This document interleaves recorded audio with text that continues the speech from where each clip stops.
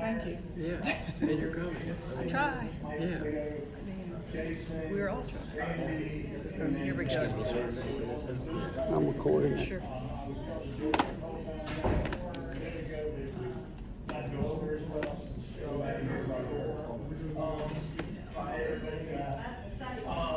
So that's a roll call. We'll start off with,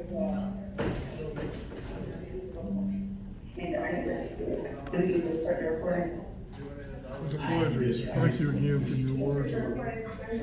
I'm not sitting in your chair. I've used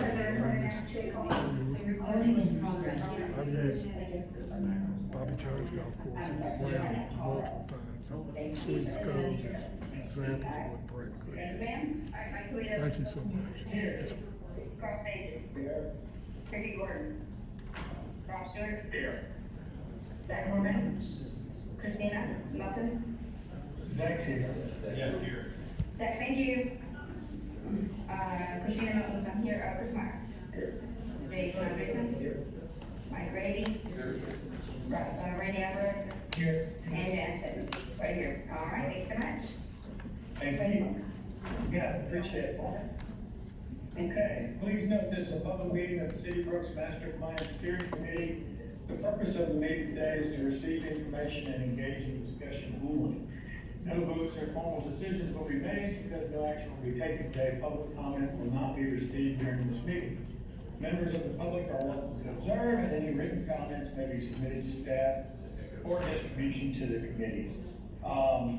We have no action items. We have a report that I believe we're going to accept from our taken from Josh and his staff, starting off with the University Lake Governance Plan. I'm gonna toss it to you, Josh. Tell us what you've been doing. Thanks, everybody. Can you all hear me all right? Can y'all get that okay off of there again? Yep. I know we just did that. Will do. Thank you so much, so we can see these other people. You guys can hear me all right, and you can see the slides? No, we can't hear. Yes, Guys, see? No, we cannot All hear. right, I'm gonna jump right in. Get a lot of coverage to hear out.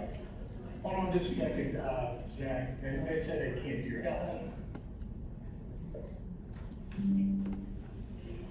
Okay. All right, well then, let's keep Can you going. hear me now?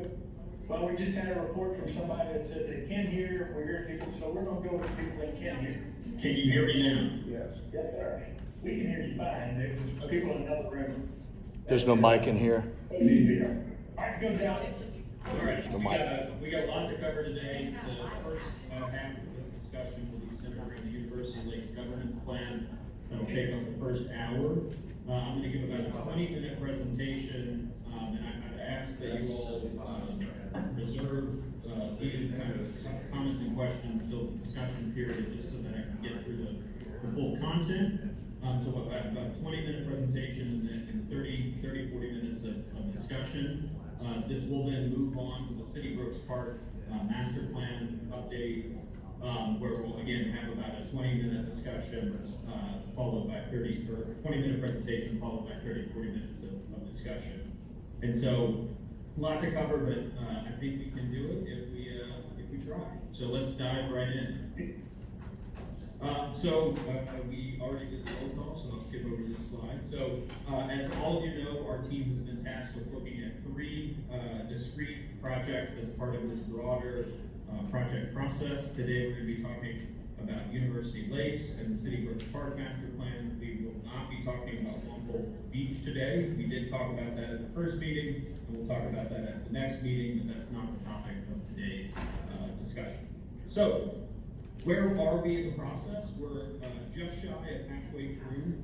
Our team has been hard at work with site analysis, conducting baseline conditions, conducting peer review processes, and then we had our first round of public engagement, which was focused on smaller stakeholder discussions, as well as the release of an online survey, which will go over the results of that today.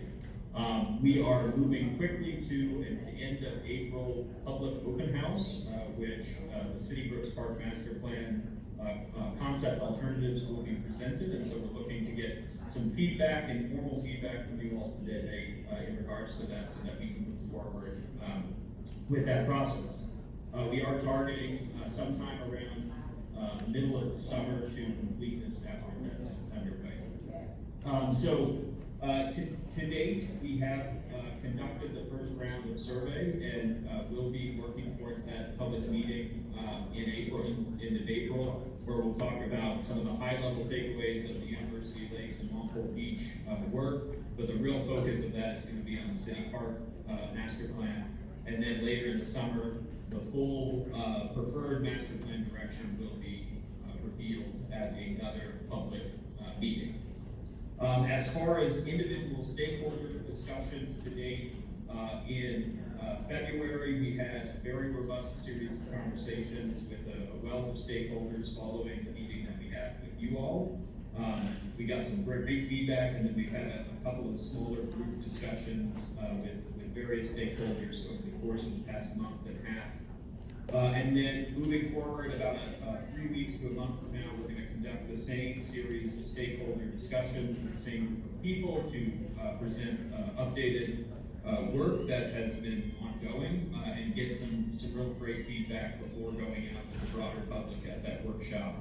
And then we'll do that again after the public workshop to present the findings that we've received, as well as get additional feedback before moving forward to the preferred framework and preferred recommendations.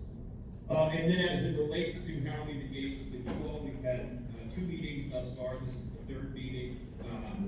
And we've got some really great feedback that we've synthesized into some preliminary recommendations on the governance structure, as well as the City Brooks Park Master Plan. We will continue to meet with you all along the way to ensure that every step of the way this project is being as transparent and as comprehensive as possible. So let's get into the content. So as I said, the first topic of discussion is the University Lakes Governance and Operations Plan. What we have been tasked to do is really to digest the work that has been conducted to date on the lakes, the existing sort of jurisdictional overlays that govern how this resource is maintained, the future planned improvements and their associated cost, and then the relative complexity of the growing maintenance budget associated with that. And so we have been hard at work trying to understand the level of effort that each of the bodies that currently maintain pieces of the lake system in City Brooks Park, how much they spend and what that level of effort looks like. We'll go over some of that today. And then really look at what is the right model for how we ensure that the capital investments that have been made within the University Lakes and City Brooks Park area can be maintained in the most sustainable and fiscally responsible way moving forward.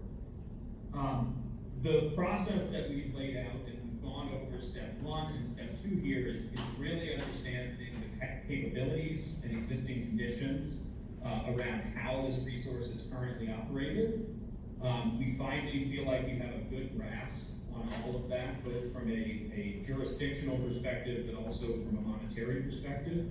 And now we're ready to move into a series of recommendations. We'll be presenting 2 concept alternatives related to governance of this collective resource today, and we're hoping to get some feedback and potentially a preferred direction for our team to then move forward into the final recommendations, ultimately for approval by this committee. So when we last talked, we spoke about the need for establishing true governance around City Brooks Park and the University Lakes system.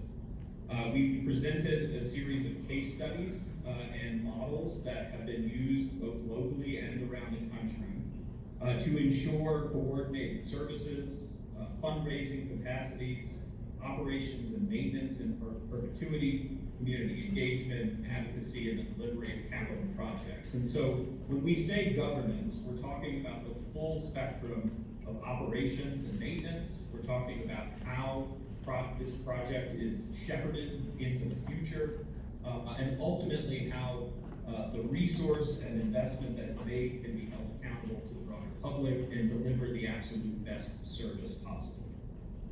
We presented 3 conceptual models that our team evaluated and presented that discussion to you all at the last meeting.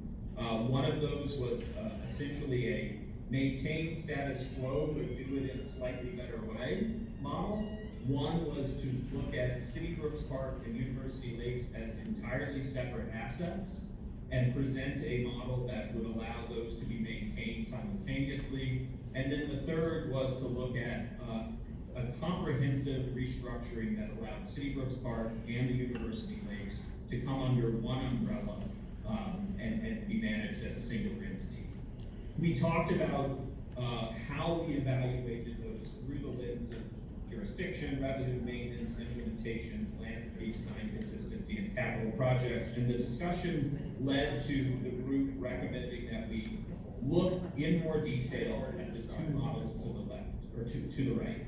And so that's what we're going to unpack today. These two models in a little bit more detail in terms of what those would actually be. So the two models that we'll talk about today, and I do want to stress that I think it's very important for governance to come first.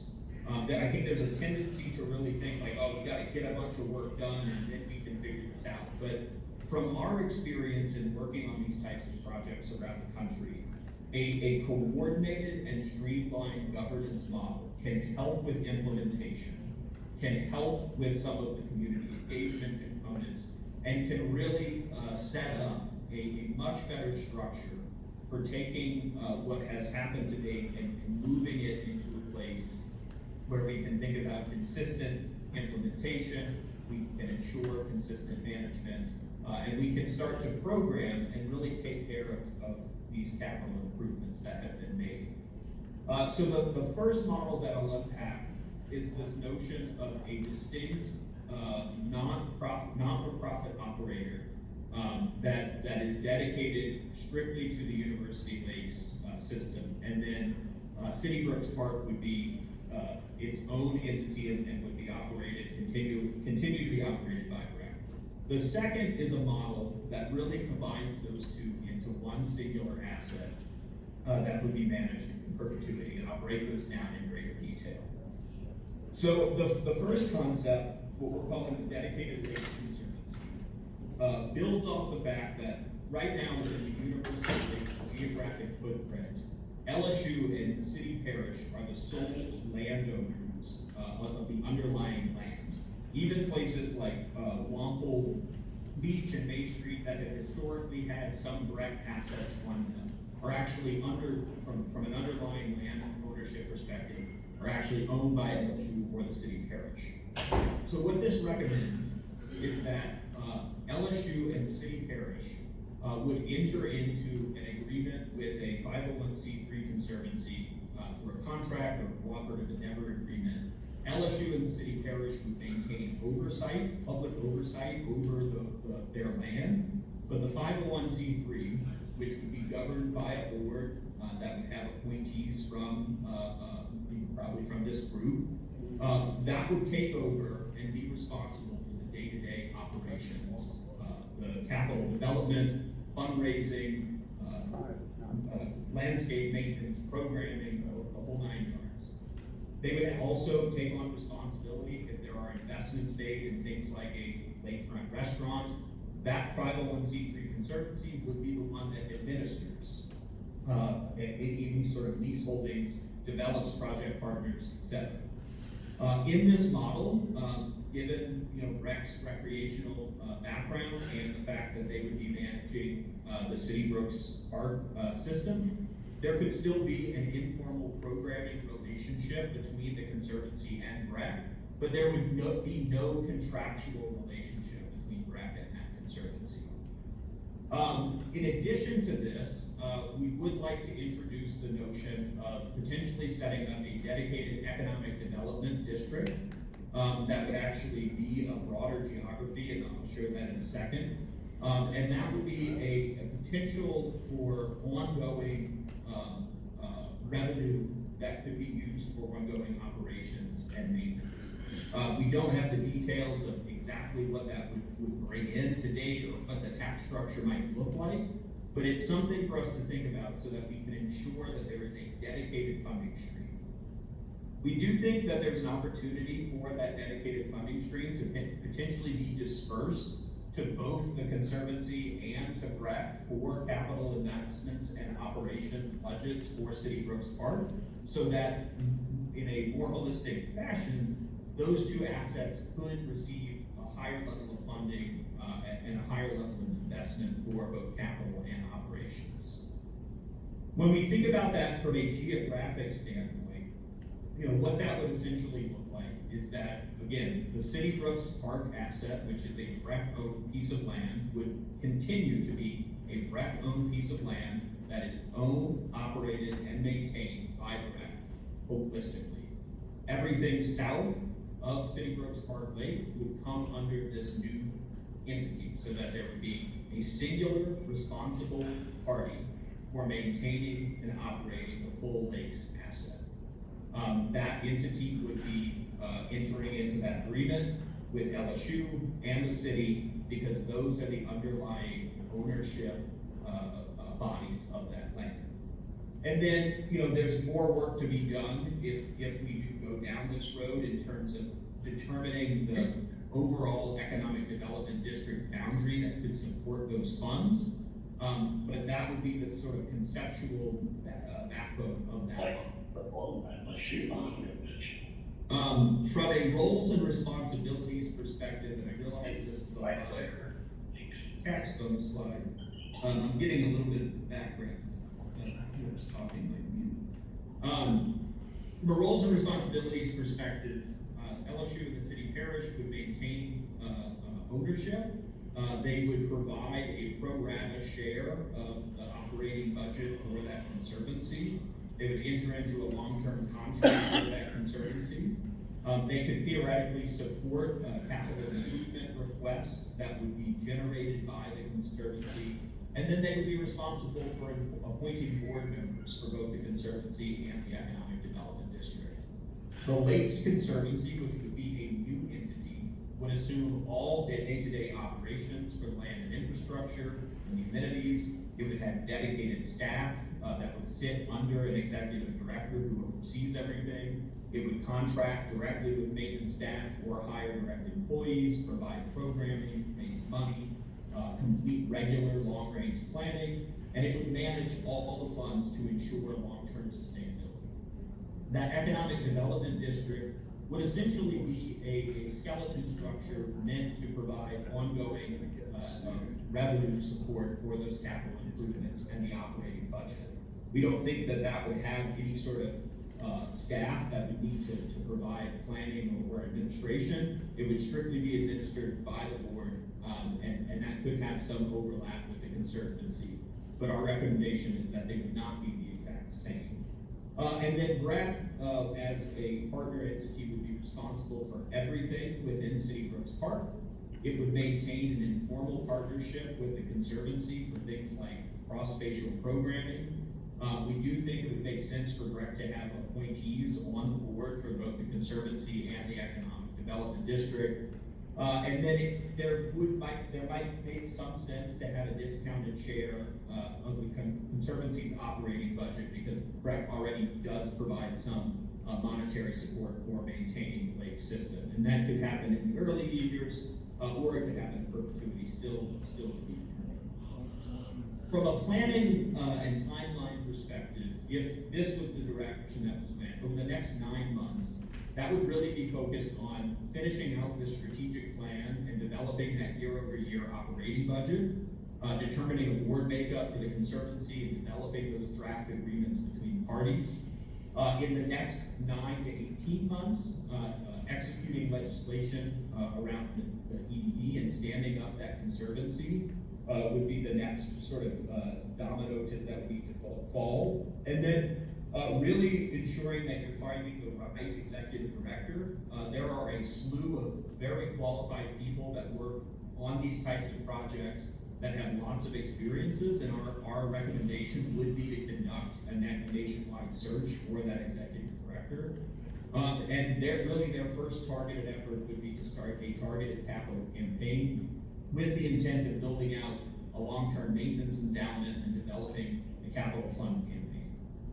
In the next 18 to 36 months, that entity would start small with a small team and likely use contractors to the greatest extent possible to assume all those maintenance responsibilities. But as more of the lakes project is developed and more capacity, that entity or that group could actually grow quite substantially. They would assume the day-to-day management of all planning and design activities alongside the existing team, and so they would be the one to administer contracts, to take funds that are allocated towards the project, and really deliver that for the public good. And then it is really critical that every couple of years you're conducting strategic plans, you're auditing progress, and so that's what the layout of a system like this might look like. The second model, which is very different than this first model, would mean that basically all of the land, including City Brooks Park and everything within the University Lakes system, would come into one entity. And this is very similar to what City Park in New Orleans looks like. And so if you want a sort of local example, that's what you can keep in your mind. But basically what this recommendation or alternative looks like is that a new state authorized commission would be established, and that name could be the Lakes or the City Park Commission. You can think of something catchy. But that public oversight entity would have a board of its own, very similar to the BREC Commission or the Newark Commission, the City Park Commission in New Orleans. And the sole responsibility of that entity is for oversight. It would have no operational duties whatsoever. That entity would then enter into an agreement with a private 501c3 conservancy model that would be exclusively centered around delivering, operating, and maintaining City Brooks Park, University Lakes, and the resources and facilities within that entity. This could have programming financial partnerships in perpetuity with the city parish, with BREC, with LSU, but this new entity would be responsible for the development, programming, and the maintenance of the facilities within there. From a geographic perspective, that would mean that BREC-owned land, city land, and LSU-owned land would either be sold or would enter into a long-term lease with that new state-authorized commission. And that new commission would have, taxing authority across a particular boundary. It would have a public oversight board, and then that entity would enter into that operational agreement for the ongoing maintenance of this facility. So how this differs from a roles and responsibilities perspective is, very similarly to the first scenario, LSU and the city parish would maintain land ownership. They could provide a pro rata share of operating budget. They would enter into a long-term contract with that commission. They could support capital funding requests and appoint board members. The commission, not the conservancy, the commission would hold the long-term lease over all the lands within City Brooks Park and the lakes. It would provide strategic oversight through the board's annual review of operations. It would approve annual budgets. It would approve major capital investments and provide ongoing funding through taxes collected within its boundary. The conservancy, on the other hand, which would have that contractual relationship to the commission, would assume all day-to-day operations for everything within City Brooks Park and the University Lake system. It would have its dedicated staff serving under an executive director. It would contract directly with maintenance staff or hire direct employees, provide programming, raise money, and complete regular long-range planning. And it would manage all funds to ensure long-term sustainability. BREC, very similar in this model to LSU and the city parish, would maintain land ownership over City Brooks Park and its associated improvements. However, the operations and authority over that land would fall within the commission and the conservancy structure. It could provide a pro rata share of money for operating budget for the Conservancy. It could appoint board members and support capital funding requests. Again, very similar to LSU and City Parish in this model. If we wanted to go down this path, the next 9 months, very similar to the first one, complete this strategic plan. It would be important to determine kind of conceptual board makeup for both the Conservancy and the Commission. And then because commissions are legislatively authorized, you would need to begin that legislative process and start to develop that contractual language. In the next 9 to 18 months, you can stand up the Conservancy because the Commission would have to come before the Conservancy in this model. Similar to the last model, conduct a national executive director search, start a capital campaign with the intent of building that maintenance endowment, and then within a year and a half and beyond, the Conservancy would then be able to assume all responsibility for contract management, project development, starting with a small team, but growing as the project grows, and then thus assuming all management, planning, and design activities alongside the team. And similar to that Conservancy model we talked about, regularly updating is critical.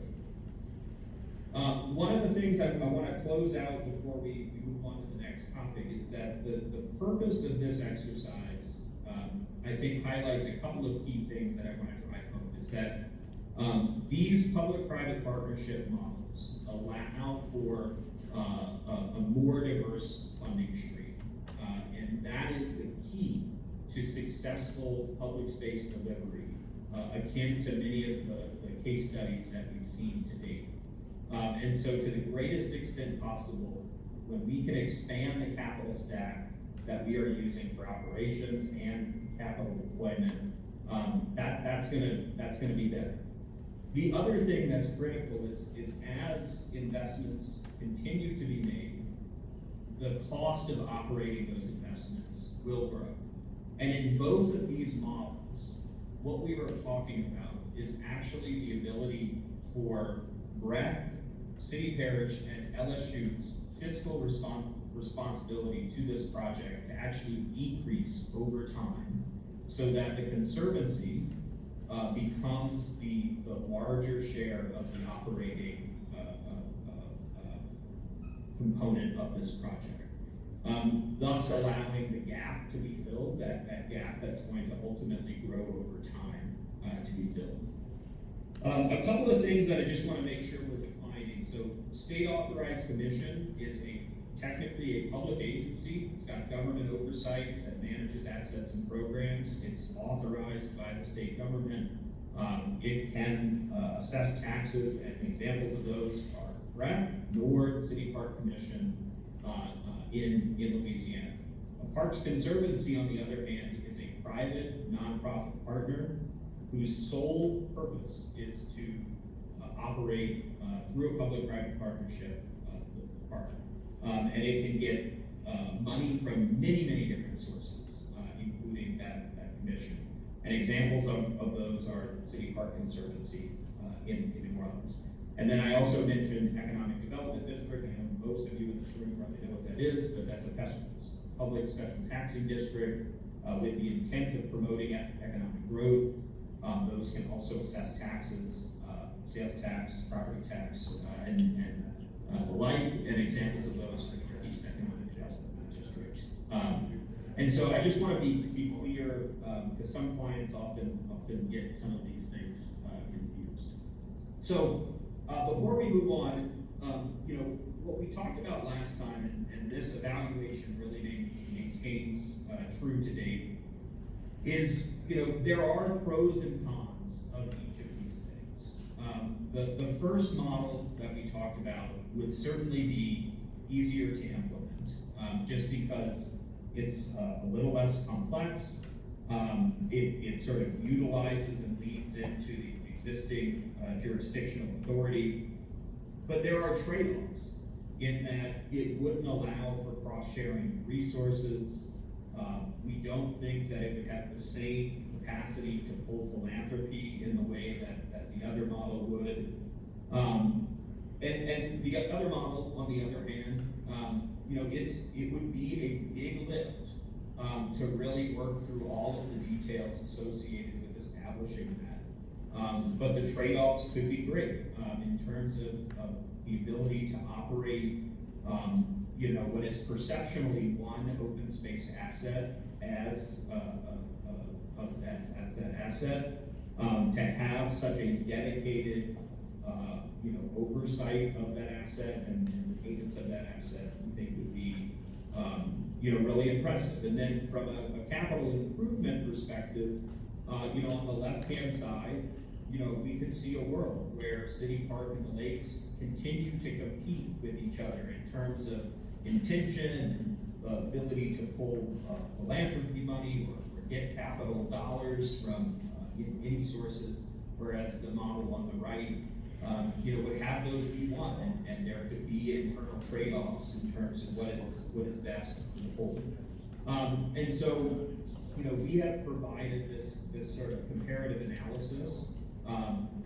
Either one of these models, we think, would be a very successful and very good step in the right direction. And so ultimately, it is this group's, authority to make some of those recommendations. The next thing I want to run through before we get to the discussion is very, very quickly run through the research that our colleague Mark has been doing. He's talked to many of you. And really what the goal of this effort was to truly understand what is the existing kind of pro rata operating budget of the University Lakes and City Park as an entity. And so Mark has conducted a number of one-on-one discussions where he's been able to get to these numbers. And I'm not going to go through these in great detail, but when we send this out, I would highly encourage the group to dive into this. But basically we went through the process of truly understanding with the maintenance staff what is the geographic extent and what is the cost associated with how you maintain the resources that you ultimately maintain on the lake system. So, for example, this is LSU's, this is the Knockout Museum's individual parcel, this is the city parish and their maintenance responsibility, this is the BREC City Park Golf Course alone, and then the BREC overarching system that maintains pieces of both Longpole, some of the lake shoreline, and City Brooks Park. And so collectively, all of those already roll up to an operating budget of north of $1 million. And when you compare that to some of the operating budgets of similar projects, you're actually getting pretty close. And so, there's not no money to start with. It's just understanding how that money could be allocated in a more efficient, effective way across the project. The other thing that is what Mark was able to really clearly identify is that there are certain maintenance levels that we need to really think about. Are we satisfied with the current maintenance levels, or do we need to look at exceeding those to ensure that this asset is maintained properly? We've also been able to identify the gaps, for example, the fact that much of the lake shore on the east side is actually not maintained by any of the jurisdictions, but rather maintained by adjacent property owners. And so there would need to be a reckoning of the cost associated with that coming into a conservancy. The other thing that I wanted to call out is when the Sasaki team was doing some early planning with the CSRS team many years ago, we actually put together an annual operating budget projection based on the University Lake system full build-out. And so we actually have that as a data point. It shows somewhere around a $3 to $6 million overall operating budget at complete full build-out. Knowing that we may never get to full build-out is an important caveat there. But what this shows is, again, as the project gets complete and more assets are installed and more investment is made, that operating budget will need to grow from that just over $1 million to well over that. And so that's an important piece to keep in mind, and really starts to pinpoint the need to think about a new model. The other thing that we wanted to compare this against is the number that we just talked about is all the way on the left. So that's that University Lakes estimate. And what that would come out to is roughly $20,000 an acre, $20,000 to $40,000 an acre on an annual basis. And this is a really important metric that we like to look at and compare it against peer projects. And so you see some of these, and some of these numbers are wildly higher because they maintain assets like a zoo. While some of these numbers are actually lower because the size of the acreage that they maintain and the amounts of wild lands that they might maintain, it far exceeds what we're doing here. But what this tells us is that all of the data to date and that assumption on overall operating cost is actually pretty good. So we're somewhere in the range of where we should be when compared to places like Muncus Park in Lafayette, and Buffalo Pike in Houston. Like, we're not saying to spend a wild amount of money maintaining a park that none of your peers, cities across the country are actually doing. And so that's a fairly good operating assumption as we move forward in detailed planning. One of the things that our team will do is produce a series of FTE projections, so full-time equivalent employees growth over time. As soon as we start to understand the model that you all want to do, as well as the kind of phasing and implementation thoughts related to City Brooks Park and the University Lakes. And so that's a deliverable to come, but I did just want to acknowledge that we will get to that level of detail. The other thing that is important to take note of is that as this project expands, one of the other things that we'll be looking into, and it's very important to these not-for-profit models that we've talked about, is how can the park itself generate revenue? And so there are already assets like golf, like Knock Knock, like Baton Rouge Gallery, like the tennis courts, that have the potential to generate revenue. I'm not saying they're revenue positive right now or revenue neutral right now, but they have the potential to generate revenue. And then as the project grows, there are also other things that have been called and planned for that have the ability to generate revenue. And so that should be seen as an offset to a growing operating budget, and it's something to keep in mind as we move forward.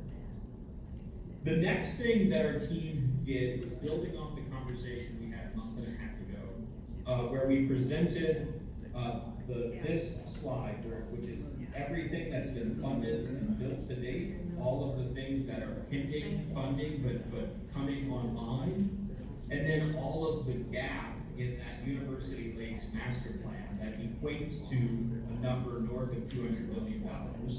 We asked you all what the priorities should be in terms of phasing, fully recognizing that we will likely never fully build out the University Lakes master plan. We will likely not implement another $129 million of investment.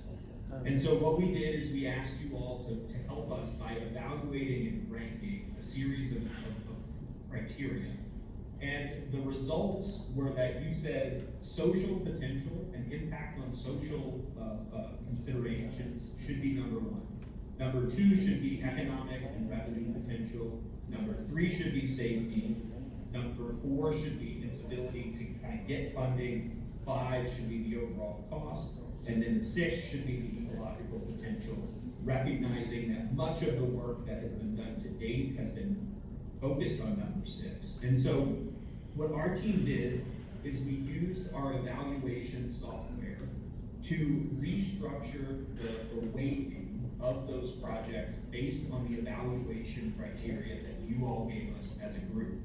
And what that did is it reshuffled all of the projects and their associated dependent projects into a very clear set of prioritized projects.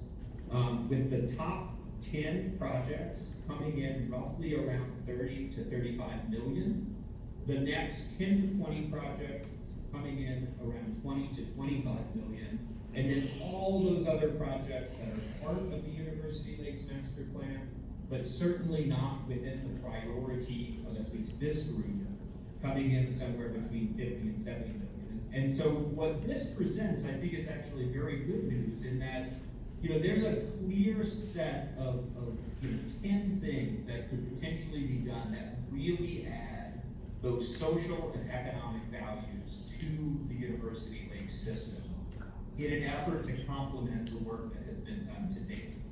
And I'm gonna run through very quickly the details of this, and then I'm gonna come to a summary slide, but just wanted to call this out. So what that means is that you all highlighted a series of special nodes at Longpole and LSU. We highlighted a number of critical circulation points.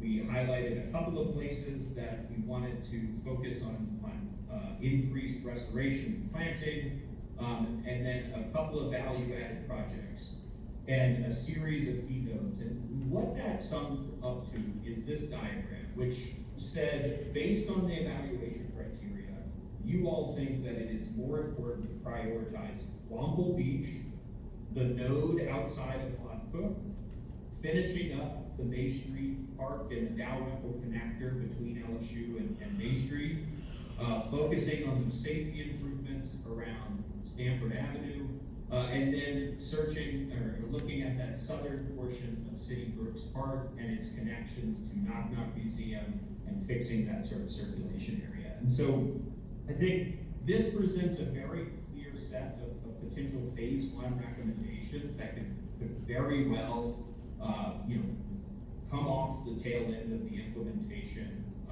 that is already happening to date.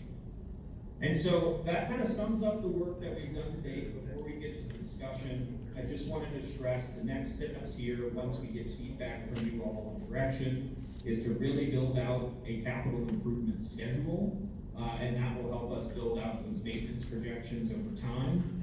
We'll really be focused on the governance direction that's given to us in building out detailed organizational charts, roles and responsibilities, and contractual obligations, as well as developing funding projections for all of the implementation and maintenance. And then based on all of that, and after our next conversation, we'll be really wrapping that up into a 3-year action plan that this group can take and really start to move on. And so I know that is a absolute ton of information, and as Mike said at the beginning of this, we're not looking for specific decisions today. There's no vote, really just an opportunity to discuss. And so I'm gonna stop sharing my screen so I can see a little bit better, but I'm hoping that we can open it up to a broad discussion for the next 20 or 30 minutes. Thank you, Josh. Mark, comment, just underscore one thing's an important clarification. That estimate that Josh shared of projected O&M costs for the full build out of lakes at 3 to 6 million. We'll make sure everybody understands that includes more than just landscape maintenance. That includes finance, administration, security, programming, and different things. So that's more than just the number for landscape maintenance. So you say that number is programming? Well, people work with this, right? Okay, that's important. No, I didn't realize it. So my first comment is that LSU and the city of Baton Rouge are not spending enough money maintaining the lakes.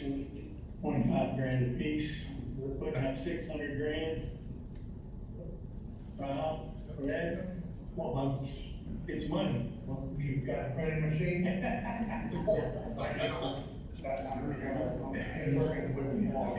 didn't address that. I'm just thinking, I think separately, we want to beat that, but I got to figure out how we want to beat it. And we're gonna help you get Right, right. and it's still back, because right now it's mostly cutting the grass. Yeah, that's all it is. So tell me about the Economic Development Authority or district. And I know a lot about it, well, where do you envision it? Sorry, is that a question for me? Yeah, it is. Yeah, okay. Sorry, I can't see anybody's face, so I'm not sure. Sorry, Josh, this is Rob. Yeah. Rob was there, let me answer that question. I got your voice, I just didn't know if you were looking at somebody else. We have not necessarily contemplated a precise boundary around there, and I think that would warrant, if this group wants to explore that, I think that would warrant a bit of an analysis for me to give you a precise number. But I do think that there is an opportunity to look at a fairly tight boundary you know, that captures, you know, a fair amount of residential and some commercial areas that are fairly contiguous and adjacent to the lake system. So I don't have a precise boundary that I can say, you know, this street to this street right now, because we want to make sure that we're not barking up the wrong tree. But I do think there is an opportunity for, you know, a fairly small boundary to capture enough money that could make a dent in an operating rate. But so when you say residential, are you considering property tax also? I mean, I think it's for this group to discuss. You need to do that, but, you know, that's certainly for this group to discuss. Yeah, because I think, a couple of points, I can't speak for LSU, but LSU's got its own economic development and then athletics sub-district. I think LSU would be hard pressed to add another penny, say, put it to 13 cents on stuff on the campus. Relative to property tax, I think you need to look closely at what the donation said, because I think that's clearly the donation did provide that the residents were never going to be charged for the maintenance of the project. So I think that's something you need to factor into. Thank God. The donation, what, say, When the donation of the property was made by all of the owners back in the 1930s to LSU, it was to maintain it as a lake and a public park, and the city was given a 60-foot right-of-way around the lakes, and the lakes were basically done off of a standard level that's kind of arid, this lake's kind of a road, but more or less we sort of know, and then you have the city there, and then the donation specifically said that the remaining property would never be asked to support the maintenance of the project. okay. That's good enough.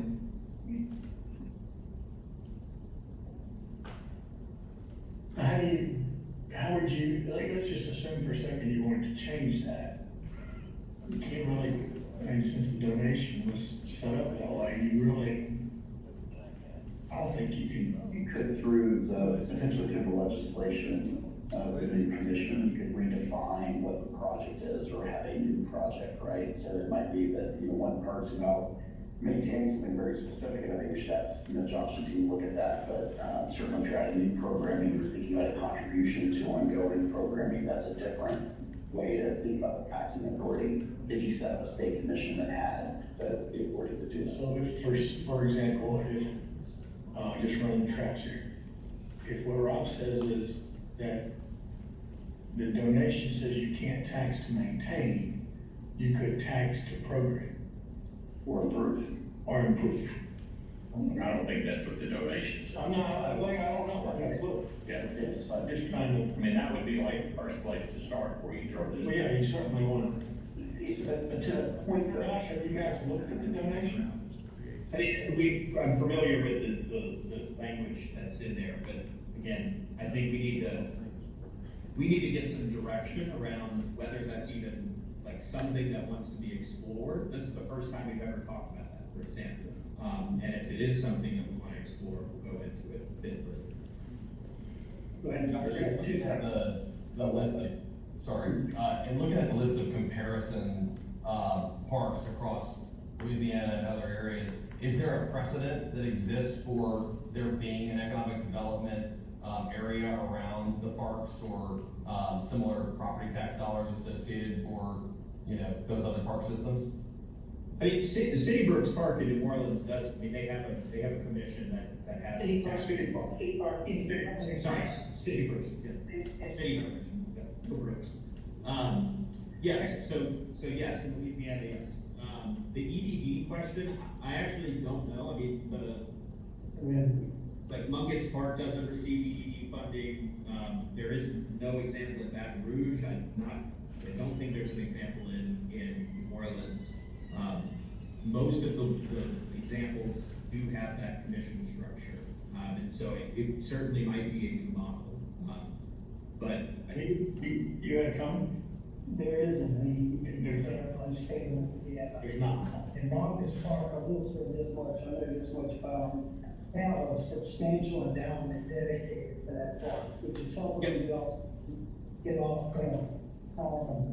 One thing I would have noted when we was going through everything was, we're talking about a reallocation of funds, basically. Because BREC is set up, they're the taxing authority for Parks and Recreation.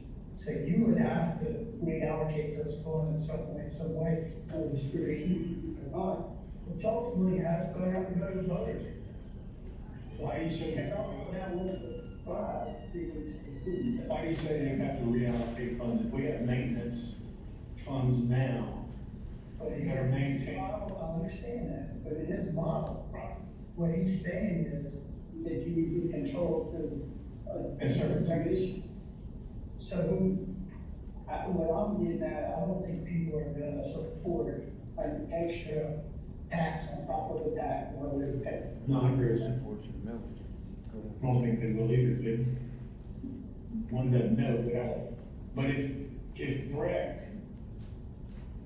BREC's spending $600,000 now for City Brooks Park, and BREC decides to give that service on an annual basis and that continuing cooperative endeavor agreement or whatever that is, or $900,000 or whatever that BREC sees or it grows over time, would you think that need to be a reallocation?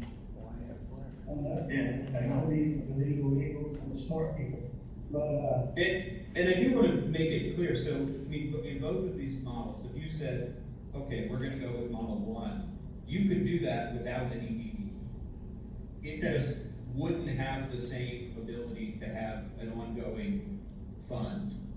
And in the commission model, you could also have a commission, so it has the same structure, and that commission could never use its taxing authority. And so there is some nuance there that I don't necessarily think we should get hung up on whether we tax or not. I think the real question that I would pose to this group is the notion of one or two entities. Like, does it make sense for City Brooks Park and the University Lake system to be governed and operated as one entity versus two entities?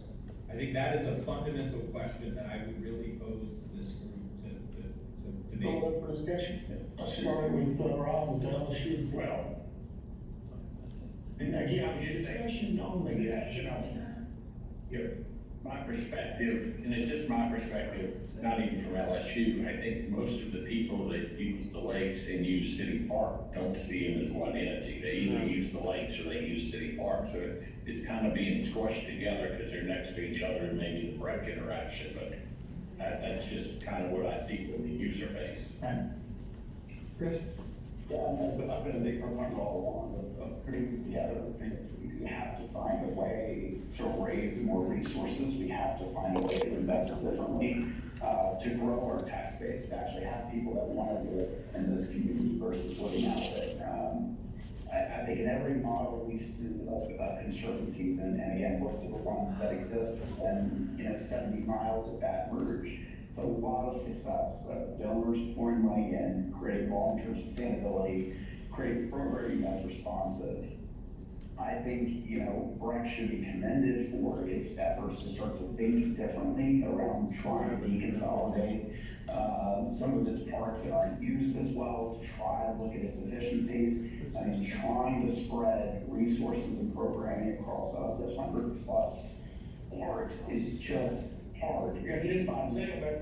Anybody would struggle with that. And so I think this moment is really a recognition that these things, because they are adjacent, because, whenever they are connected, I do think people actually use the entire loop, when they have to get through there. I think there's such an opportunity to invest differently. This is not about just maintaining something and getting back to business as usual. I think this is a moment of really demarcation. This city is going to invest innovatively and differently in a new entity that peers in our own state have done better than us, and they are thriving because of it.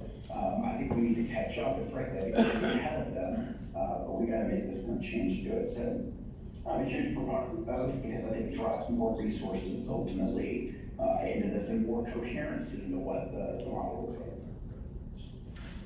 So you're concerned about, Christina, Yeah, I was just gonna ask, have y'all, so BREC owns our building currently, differently. So in the conservancy model, would the conservancy take over ownership and maintenance of the Knock Children's Museum as part of that? Because that might also change the calculus financially.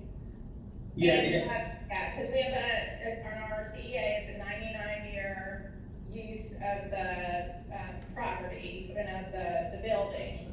So just have y'all looked into what the implications of that would be for the museum? I mean, because we are one of, like Chris was saying, I mean, we are one of the top assets and amenities in the entire city. So, you know, if we don't survive a merger, then.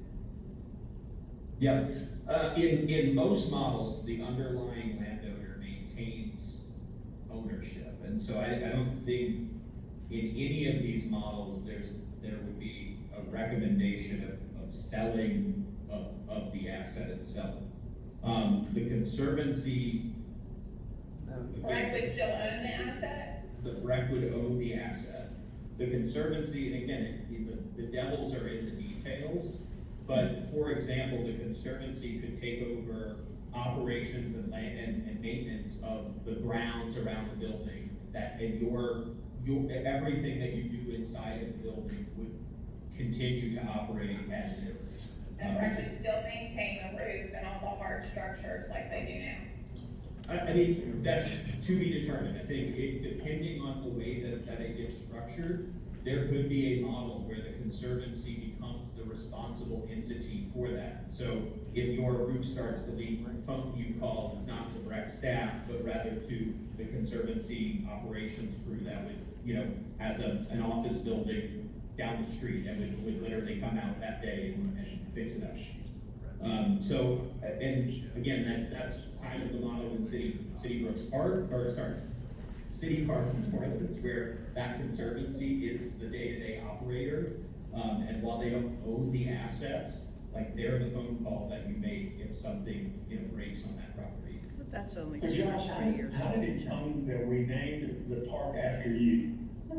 You know, I have to say, I was quite honored when that happened. Yeah, let's go. Glad we did it. Carl. So, one concern that I have is with the state commission, then the legislature can change that at any time. So we have 2 bills in this current session, change how the rec commission is constituted. So, what sort of protections would there be that commission would be changed, whether it's its membership, its powers, or anything about the way of the legislature? So I wonder if we couldn't start with the model that has the 2 entities and then work towards 10 years from now, seeing once a lot of other pieces are in place, and then reaching a one. Mike?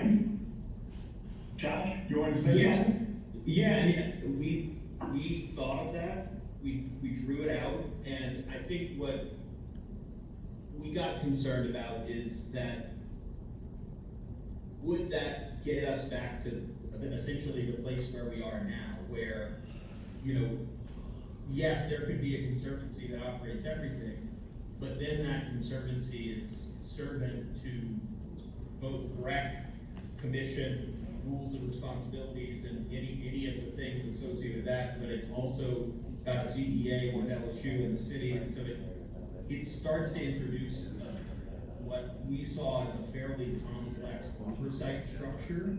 I'm not saying that couldn't be overcome, but that was kind of the concern of why we didn't present that today. But that could very well be a possibility where you say, okay, we're not ready either legislatively or politically to institute another commission. And so we're gonna stand up this group, we're gonna figure out the legalese of how we all work together so that it has the best path to success, knowing that we're gonna move in a direction of consolidation. And so, I mean, again, if this group said, hey, that's a great idea, let's go that direction, we'll work to figure it out. Hey? I was surprised in the area where it's one group that oversees City Park and the lakes, we refer to it as Conservancy. but it seems like what was presented was a new government agency created by the state, right? So, what, if it were a non-profit conservancy, I could see how it might be better able to raise funds, have better philanthropy.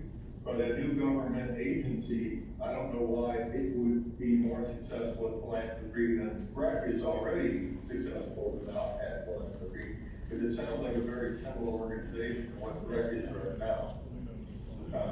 You know, it's a government created by the state, we've got a commission. Maybe, but it just, I didn't see anything compelling there. Also, your graph, Josh, where you showed the two organizations next to the one organization. On the one organization, you had 5 boxes checked for revenue. On the two organizations, you only had 3 boxes checked for revenue. Is there any explanation how one organization is generating more revenue than 2 organizations?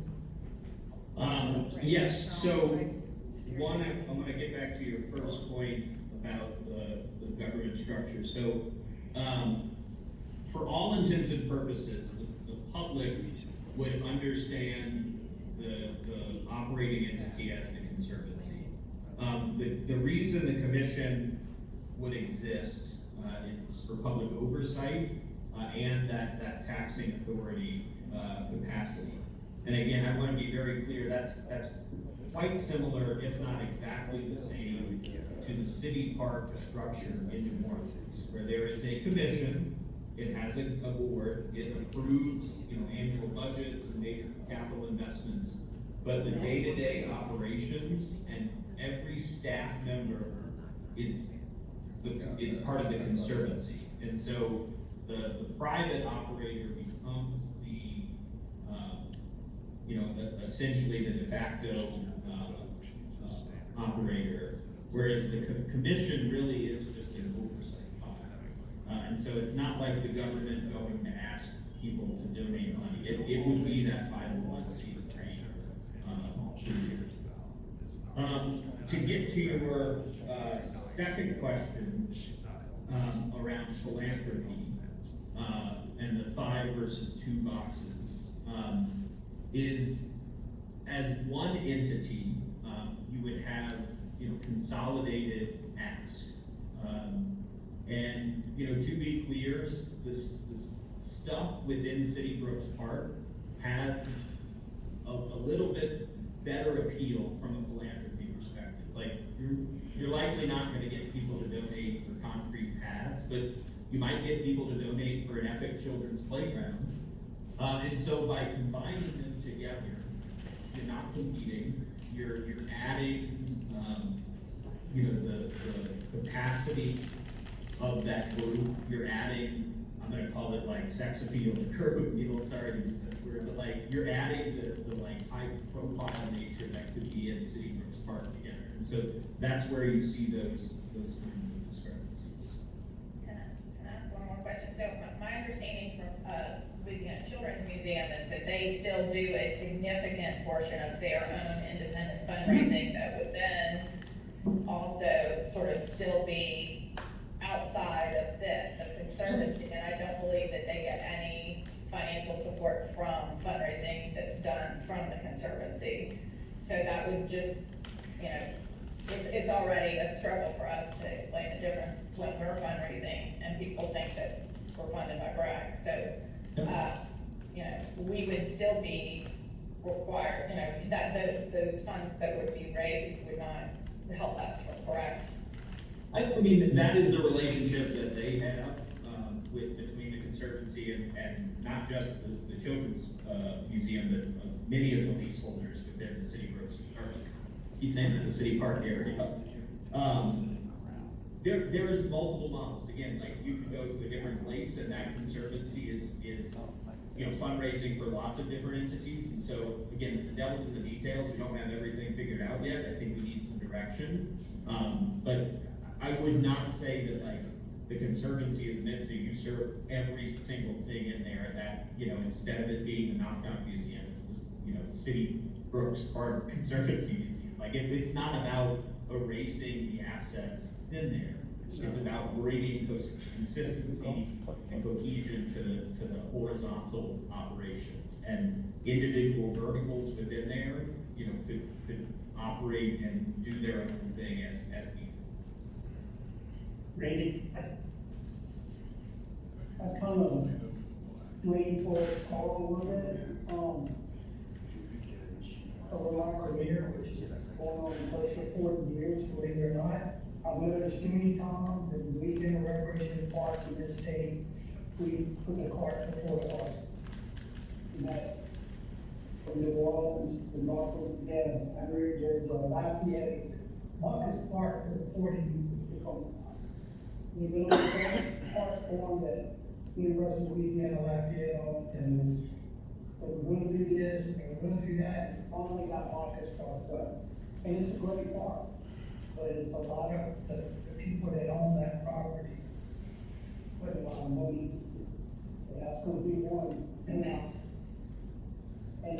not necessarily what Carl said, but I like that, a model with the two right now. I think if you started there and worked your way to a true conservancy, with one body over, I think you can make it work.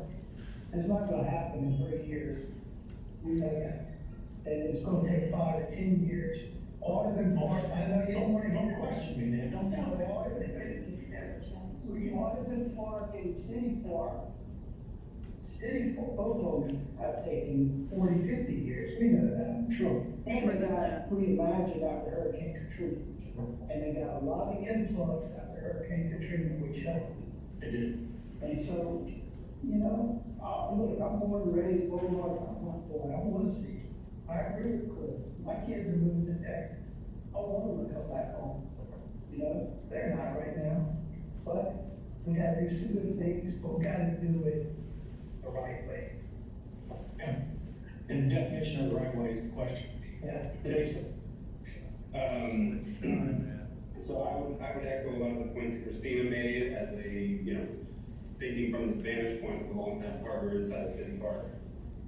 There's definitely some questions that are raised around really what both models might mean for our place in the park and sustainability, viability of our place in the park.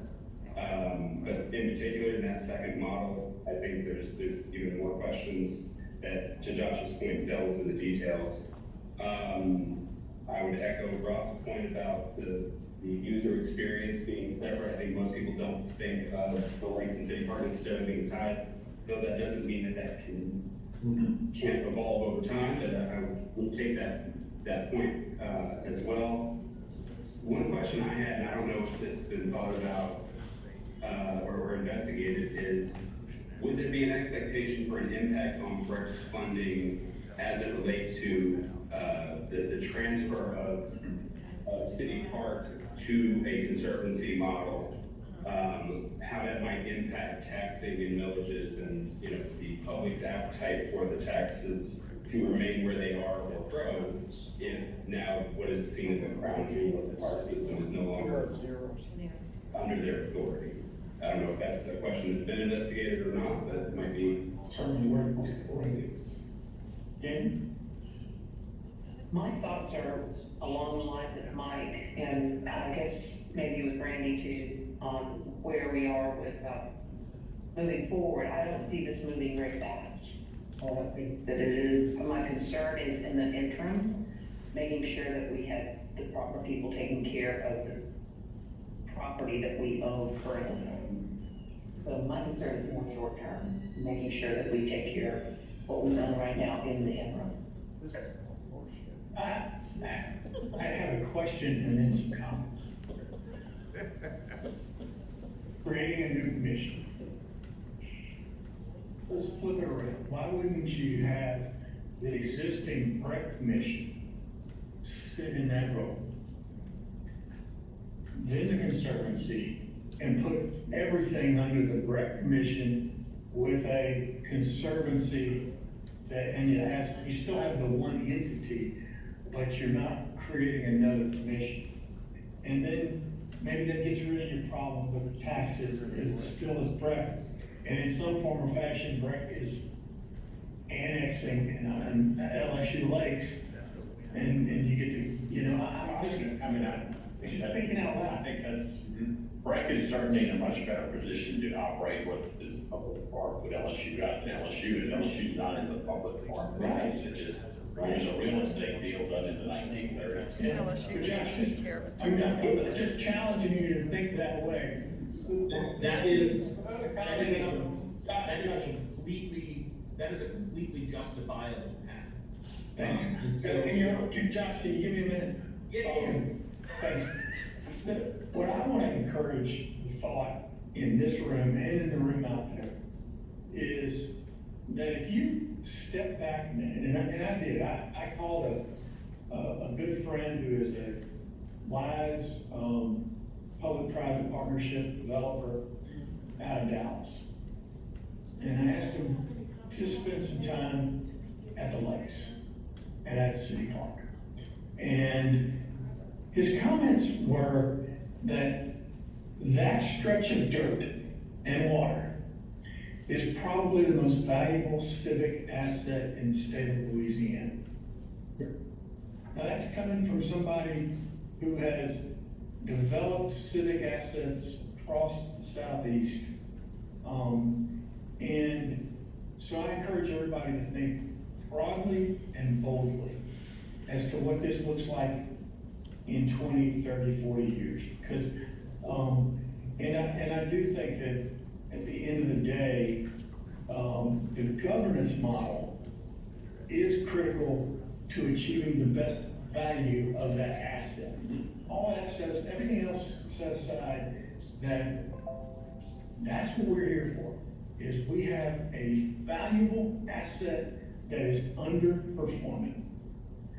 And as a civic-minded entity, it's our responsibility to get that asset to perform. And what does performance mean? Revenue, quality of life, keeping your grandchildren here, and bringing people to it, and making it a civic destination where people meet people. You know, that's one of the cool things about being in civic spaces, your gallery. You walk into that gallery, there's somebody else that walks in that you don't know, that you end up having a conversation with, and you break barriers with. And that's what we should be thinking about here, is how we do that. And this property is that property. And doggone it, I'm all about the short-term interim maintenance and all of that stuff. But I'm all about making this what in 20, 30, 40 years, everybody's like, we don't have to go to Raleigh, North Carolina to see the best civic destination. We're gonna see it in Baton Rouge, Louisiana, they're gonna come watch us do it. It doesn't have to be, you know, what's that envision thing that everybody keeps saying, oh, Rick's gonna do this crazy thing in City Park. I'm so tired of hearing that. That's good. No, Hear more. we're gonna do the responsible thing and make it a great civic destination. So the governance model, I would ask you, Josh, and other people in the room, am I just wacko about just having BREC be that commission? No. Change anything?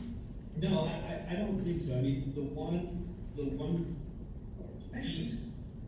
piece of caution that I would throw to that question would not be from a governance perspective, but it would be from an operations perspective. And in that model, what the assumption would be is that BRAF, you know, from a day-to-day operations perspective, it doesn't have responsibility in those areas. Like the conservancy, for all intents and purposes, would operate.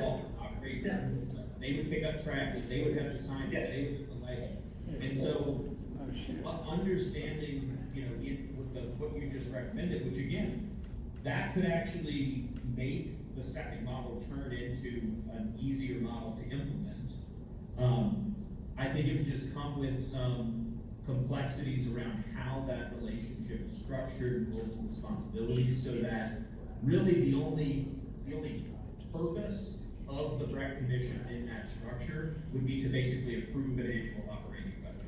Like, That's they're it. not, they wouldn't be responsible for design, planning, implementation, maintenance, anything. 100% agree. I think in my mind, I'm not talking about what other people think. You still have the conservancy, which gives you the creativity and the flexibility to do things that a public commission can't do. And it takes another piece off of the BREC's plate, and then it's, you know, I hate to use the word privatizing, but you get somebody who's in there that's all they do is focus on programming that May Street, you know, or whatever it is. And the way, again, because I think sometimes, you know, some people will say like, oh, is that a failure of the recreation department? I think the answer is solidly no. That's not what we did. I think it is an acknowledgement, and this is where cities have gone to recently, is that there are some assets from a parks and open space perspective that exceed the capacity of a recreation system-wide group. And when they have so many facilities, when they have such high maintenance values, they need that extra thing. And that's where, you know, you mentioned Dallas. That's why Clyde Warren Park is not operated by the park system. It's operated by the entity because they have better capacity there. Zach, I hadn't heard from you, buddy. I apologize. So, Oh, no worries at all. I appreciate that, Mike. You know, at the end of the day, you know, I agree with you in the sense that, you know, this organization, this group has a very large responsibility to ensure that we are doing everything in our power to provide the greatest asset possible. And I agree with you in the sense that, you know, I think there's a world where the commission could be that overarching power. But I do agree that as an asset as a whole, you know, I think Baton Rouge does a really good job of compartmentalizing, you know, groups and organizations, you know, that end up competing against the same resources over and over again. And I think, you know, we've got to take a solid look at where we're going to be able to generate the appropriate revenue to build the asset that we're searching for, and ultimately make sure that the organization that is responsible for that ongoing maintenance and upkeep, you know, is able to do so in a manner that is agreeable to, you know, what the public expects. And I think that's where having, you know, such a large asset and having the conservancy over both assets, both the lakes and the city park, makes a lot of sense, because I think while they are used very differently, I think at the end of the day, we're cutting ourselves short if we don't look at them as one independent entity for the betterment of Baton Rouge. yes. Great counsel, Zach. And part of the reason they're looked at separately is just the barrier of I-10, the I-12, excuse me, or not, it's I-10. Just, it is, I mean, it's. Well, like Christina has this. Sorry, one last thing I wanted to add is, you know, one of the other, you know, big differentiators is obviously City Park has a lot of the revenue generating assets within, you know, its footprint right now.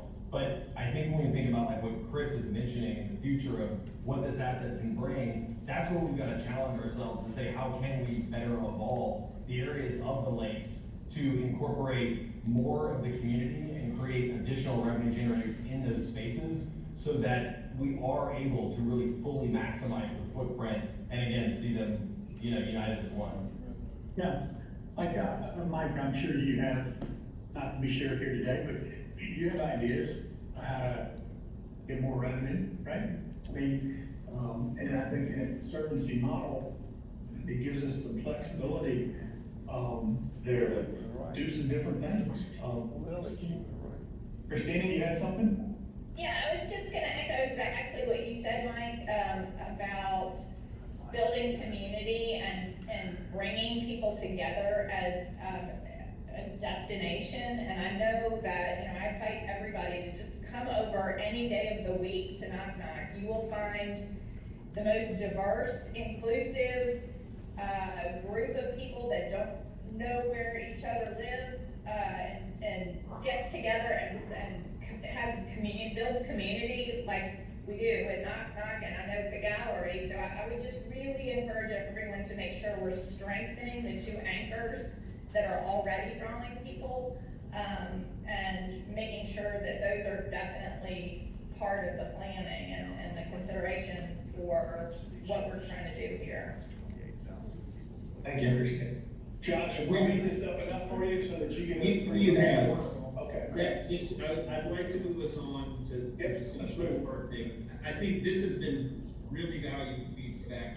I feel like, again, while there's no direction or no decision, I think we have sufficient feedback to present you all with our recommendation in terms of what that structure looks like, and for us to get into a little bit more of the weeds here. And so I really appreciate everybody's commentary today. I'm going to share my screen again and jump back into. Look at that. It's not working. I'm going to jump back into the slideshow to dive into the City Park chapter of this discussion. All right. Can everybody see my screen? Yes? No? Yes. Yes. All right, on to the next one. So, last time we spoke to you all, we presented an extensive site analysis that looked at everything from existing user behaviors, looking at place or AI data, Strava data, understand the way people move, diving into things like the National Historic Registry, standing of the golf course, looking at existing ecology program, all of those things to really develop a comprehensive understanding of the existing system at City Brooks Park. We also, since that last meeting, conducted a public survey, and I'd like to go through these fairly quickly to give you a sense of where the alternatives that you're going to see in a second are coming from. So we conducted a two-part survey. One that was essentially a questionnaire utilizing BREC's online platform that received just over 1,000 responses, which is a pretty good response rate for a community of this size. And so please don't think that that's a small number. That's actually pretty good. We also had a detailed mapping platform that was hosted on the Sasaki server that got an additional 120 responses. So that's that's about 1,200 data points for us to consider. From a demographic perspective, every single response came from the zip codes that are not blue. And so we had very, very, very little, no representation from North Baton Rouge. And we had a lot of participation from the area that's directly adjacent to the park itself, but had a decent amount from outside of the direct neighborhood. So you can see that distribution. Here's just a couple of screenshots around how people best describe themselves in terms of being a mostly nearby residents, but then high percentage of park visitors. Almost everybody that took the survey had been to the park, and then a lot of people that came on a weekly basis and monthly basis, with a smaller percentage being coming on a seldom basis. From a race and ethnicity standpoint, this survey skewed very, very highly to white population, very, very low participation for Black, Hispanic. But from an age perspective, or from a household incomes perspective, it also skewed fairly wealthy in terms of the higher income brackets. The one thing I do want to point out, however, while those two data points on the bottom don't represent Baton Rouge holistically, we want to acknowledge that. From an age perspective, however, the survey respondents actually skewed statistically younger than Baton Rouge itself. And so we had a higher proportion of 25 to 35-year-olds, almost double or more than double respondents, 35 to 44-year-olds. And so, this survey does represent a fairly young respondent pool. And so I wanted to make that note as well. So some of the key findings, I think, very much align with some of the analysis and recommendations that came out of our Sasaki site inventory. A lot of concerns around safety, a lot of desire to see slower streets, slow park edges, and overall connectivity as a key kind of theme. There was a real acknowledgement that there was a lot of independent use of facilities rather than a full kind of connected park experience.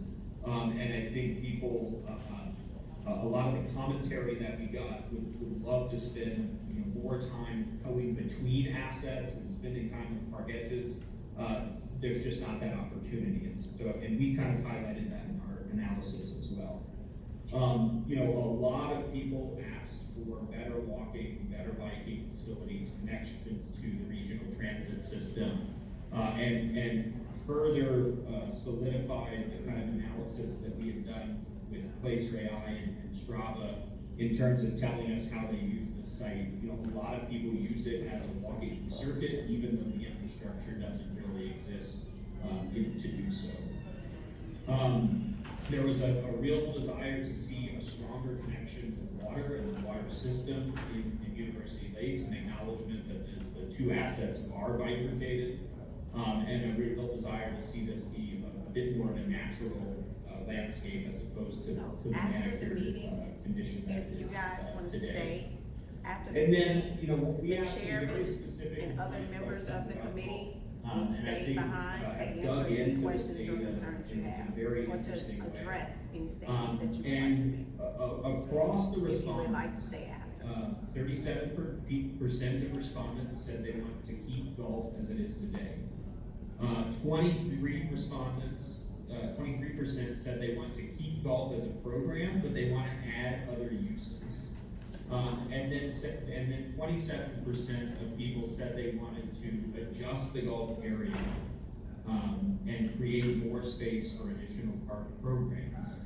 And then there were some that said they're not sure in other, and so from of the 7% that said other, which equated to 84 respondents, those tended to be more in the camp of removing the golf course or making it more multi-purpose and improving it.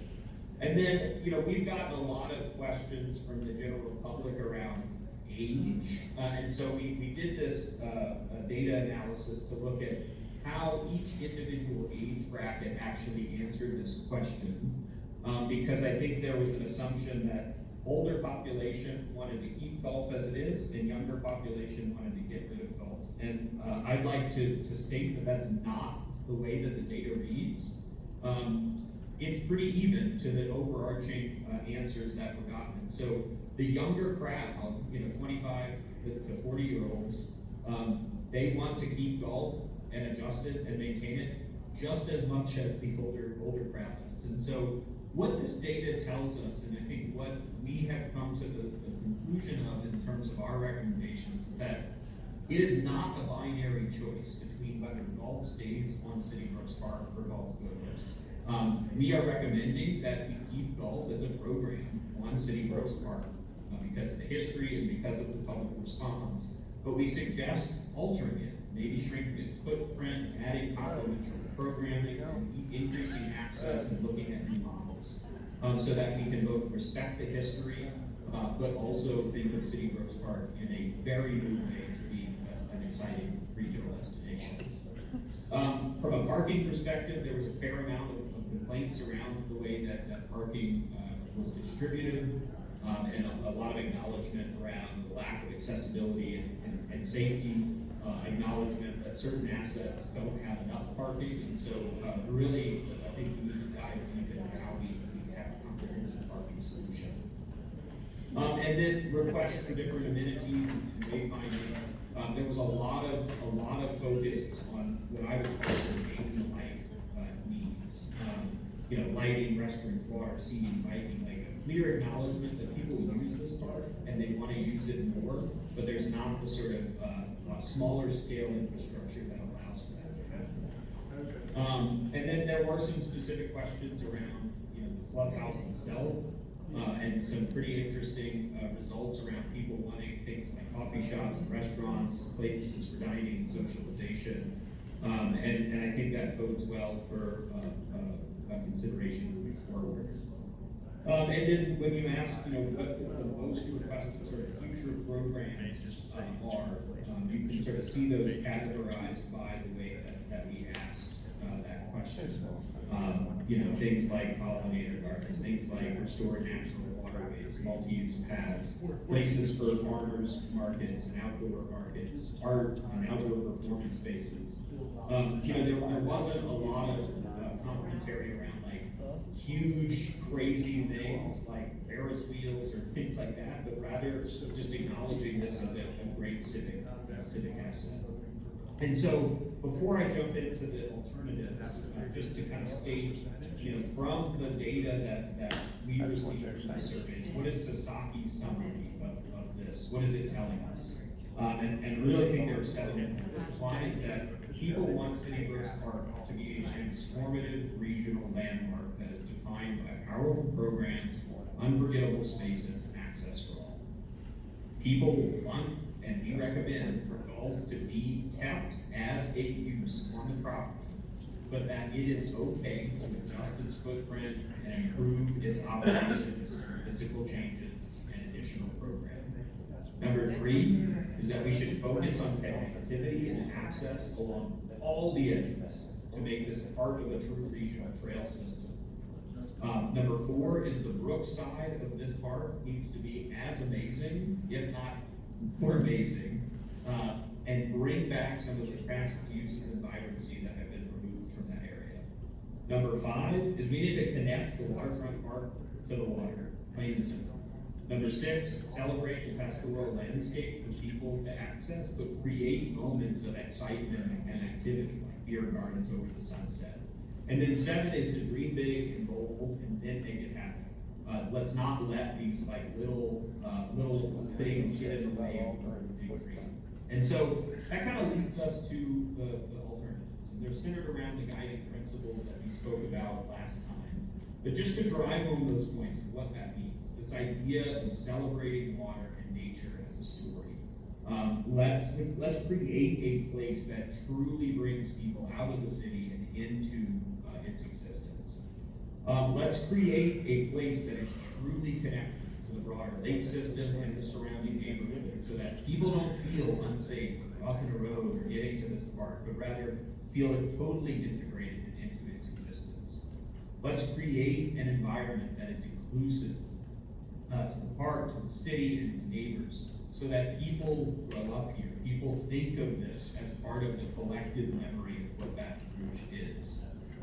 And then 4 is embracing heritage and culture and building off of that so that future generations are connected to that history and acknowledge that whole narrative, but hold places for our society to grow and evolve within. Those guiding principles led our team to 10 what we call gold moves, but 10 recommendations that, irregardless of the alternative plan that you see before you, exist. And I want to walk through these in one by one. But the point being is that we think these are kind of like no-brainers that, irregardless of direction, we should do this.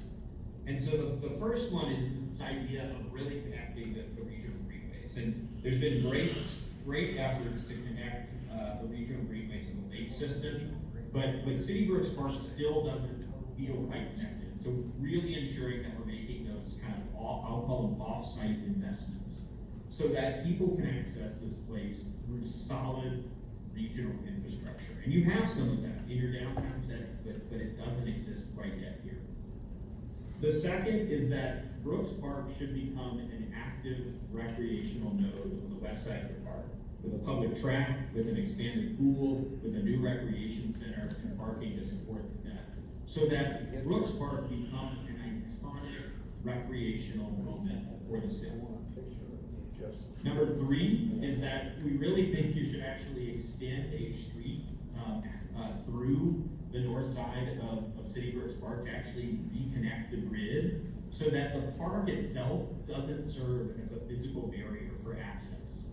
And I don't mean to increase vehicular driving in and around, but rather to create slow neighborhood streets that allow people to come, park, and walk, and truly integrate into the neighborhood. That leads to number 4, is that every road surrounding this park, and especially downhill running through it, need road diets. They need to be humanized, they need to add sidewalks, they need to add parallel parking so that this feels truly integrated and that the edges of the park become the place of that sort of serendipitous interaction within the city. And so the edges of the project itself are as important to the kind of components that are put in the bill. Number 5 is that the east and west connectivity between Brooks Park and the neighborhoods needs to be established through strong, intentional lighting, signage, circulation movements that are critical.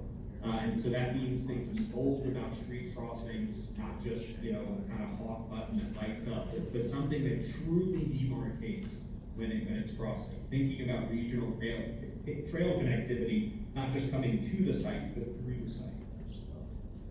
The 6th-fold move is really rethinking golf. We think there's an opportunity to shrink the physical footprint while still having this be an awesome golf experience.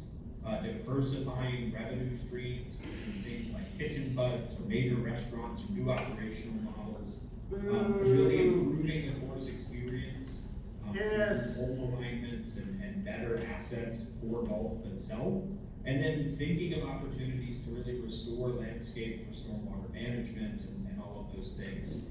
And also really thinking about the sort of end of and front of experience around the clubhouse becoming an iconic moment. So think about, restaurants sort of after the game or after the game to look over the park and at the sunset. So really driving home that golf can become a key component asset of this project. Thinking of examples of overlooking cityscape, overlooking that golf course with an incredible bar, restaurant, or Austin's sort of kitchen putt mentality where this becomes a sort of social component of the project itself. Number 7 is this railroad bridge that is so scary to cross under. Needs to be corrected. And by that, we mean actually widening out the bridge itself to allow landscape and circulation to come under the bridge. It could be lit, it could be an architectural statement. Yes, this is a big investment, but this is a critical connectivity piece to the project. And then 8, we think there's an opportunity to actually reroute East Lakeshore Drive to pull it north so that you could regain 7 to 8 acres of lakefront property to actually become part of City Park, so that it is truly a waterfront park. Right now, there's actually no waterfront. But this could be a place for large open lawns, wetland experiences, hard urban kind of water edges, and a place for commerce so that there could actually be a waterfront beer garden restaurant experience right on the lake itself. 9 is really revealing the stormwater story and working with the Knock Knock facility to tell a sort of educational expression of the stormwater Bayou de Planche coming into this site. This could be an incredible moment for increasing knowledge of urban watersheds, but also an opportunity to actually have the first flush that's coming into City Park Lake clean before it's entering the lake system, further protecting the investment that we've already made. And then last is this idea of an iconic nature play experience in association with the Children's Museum.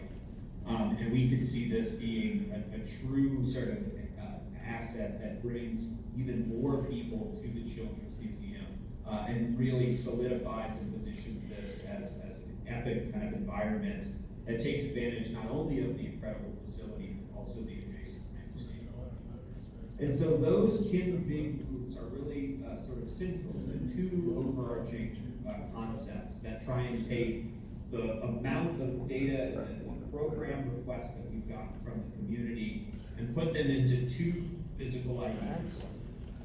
And they can be boiled down into this statement simply. One, looks to distribute the program around the edges of the park, creating a sort of recreational and experiential loop. The second really tries to position the north side of City Brooks Park as a pastoral and garden-esque landscape, and then as you move along Dalrymple towards the lake, a stronger active program. All of these really have roughly the same sort of program, and so I'm not going to dive into this in great detail. And so this first concept we're calling, they really positions a series of nodes along this ribbon that runs through the entire project, connecting an arts and cultural zone to an adventure hill, to a recreational hub, to an outdoor education zone, the Bayou Parkland, and the lakefront. And I'm going to kind of walk through each of these in detail. This first kind of concept of the big loop really does try and position this connectivity spine throughout this as an opportunity to create and connect multiple diverse experiences throughout the park itself. The northern portion of that loop really does position the VR gallery expansion, the clubhouse, and the sort of existing tennis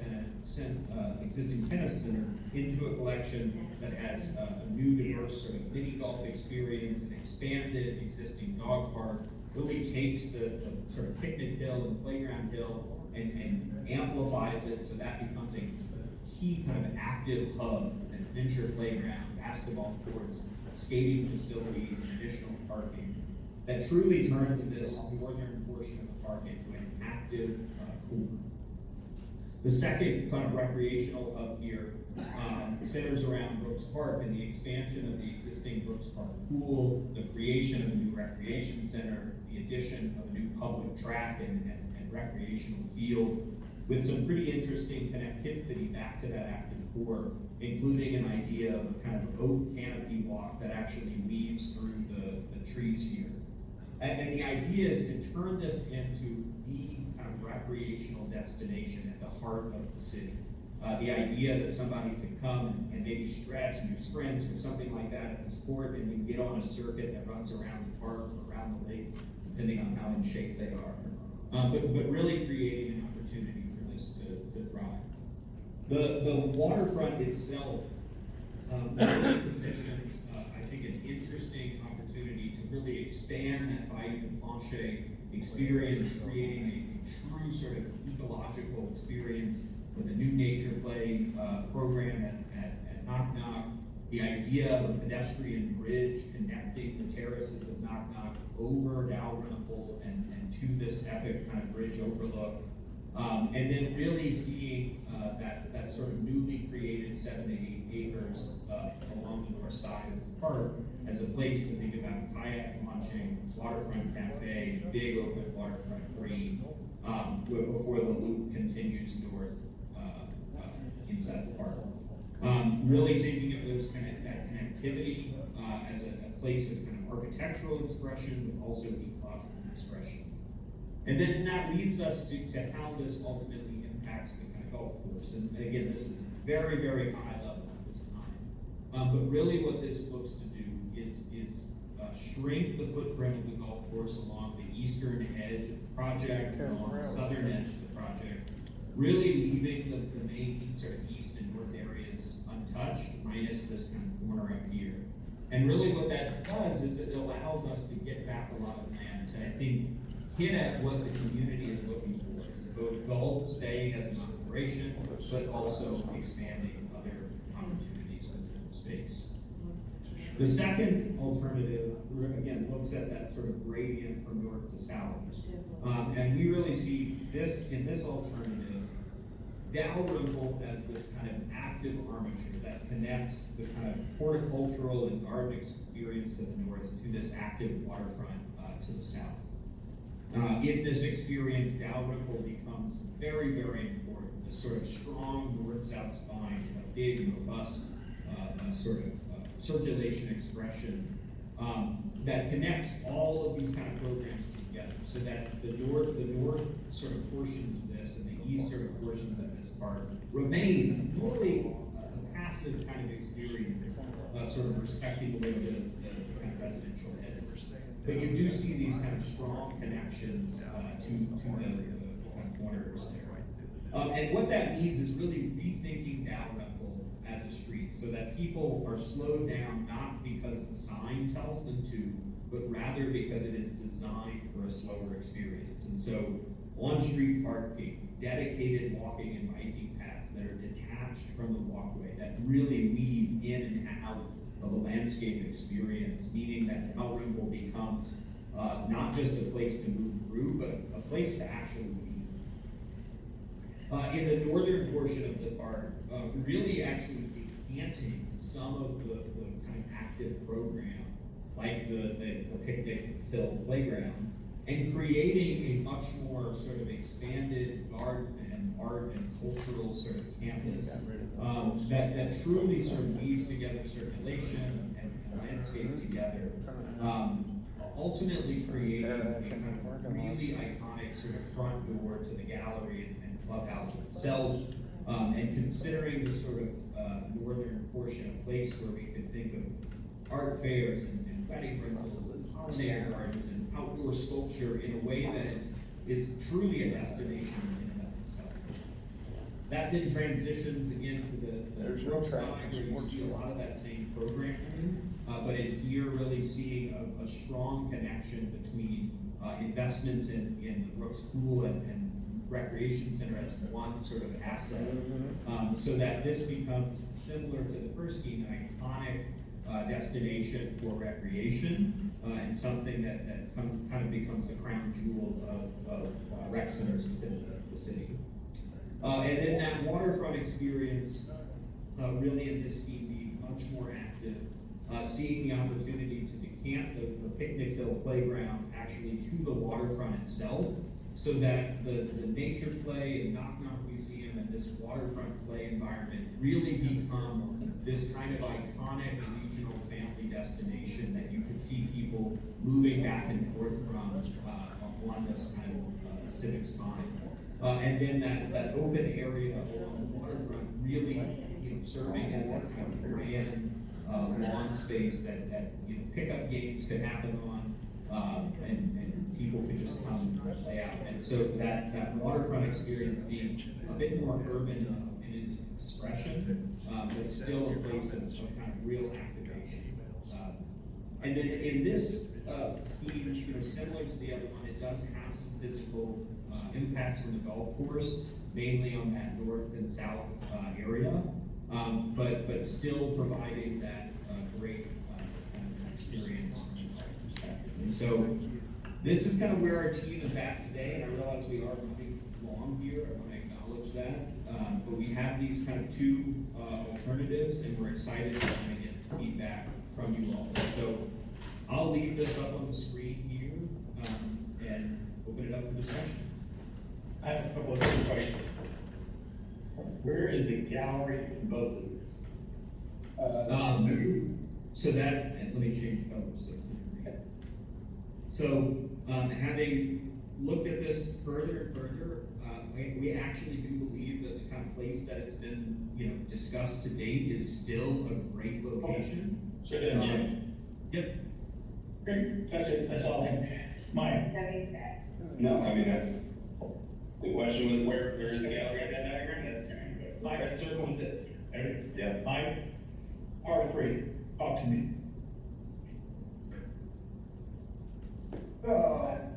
I think you would not be serving 80% of the people who go there now.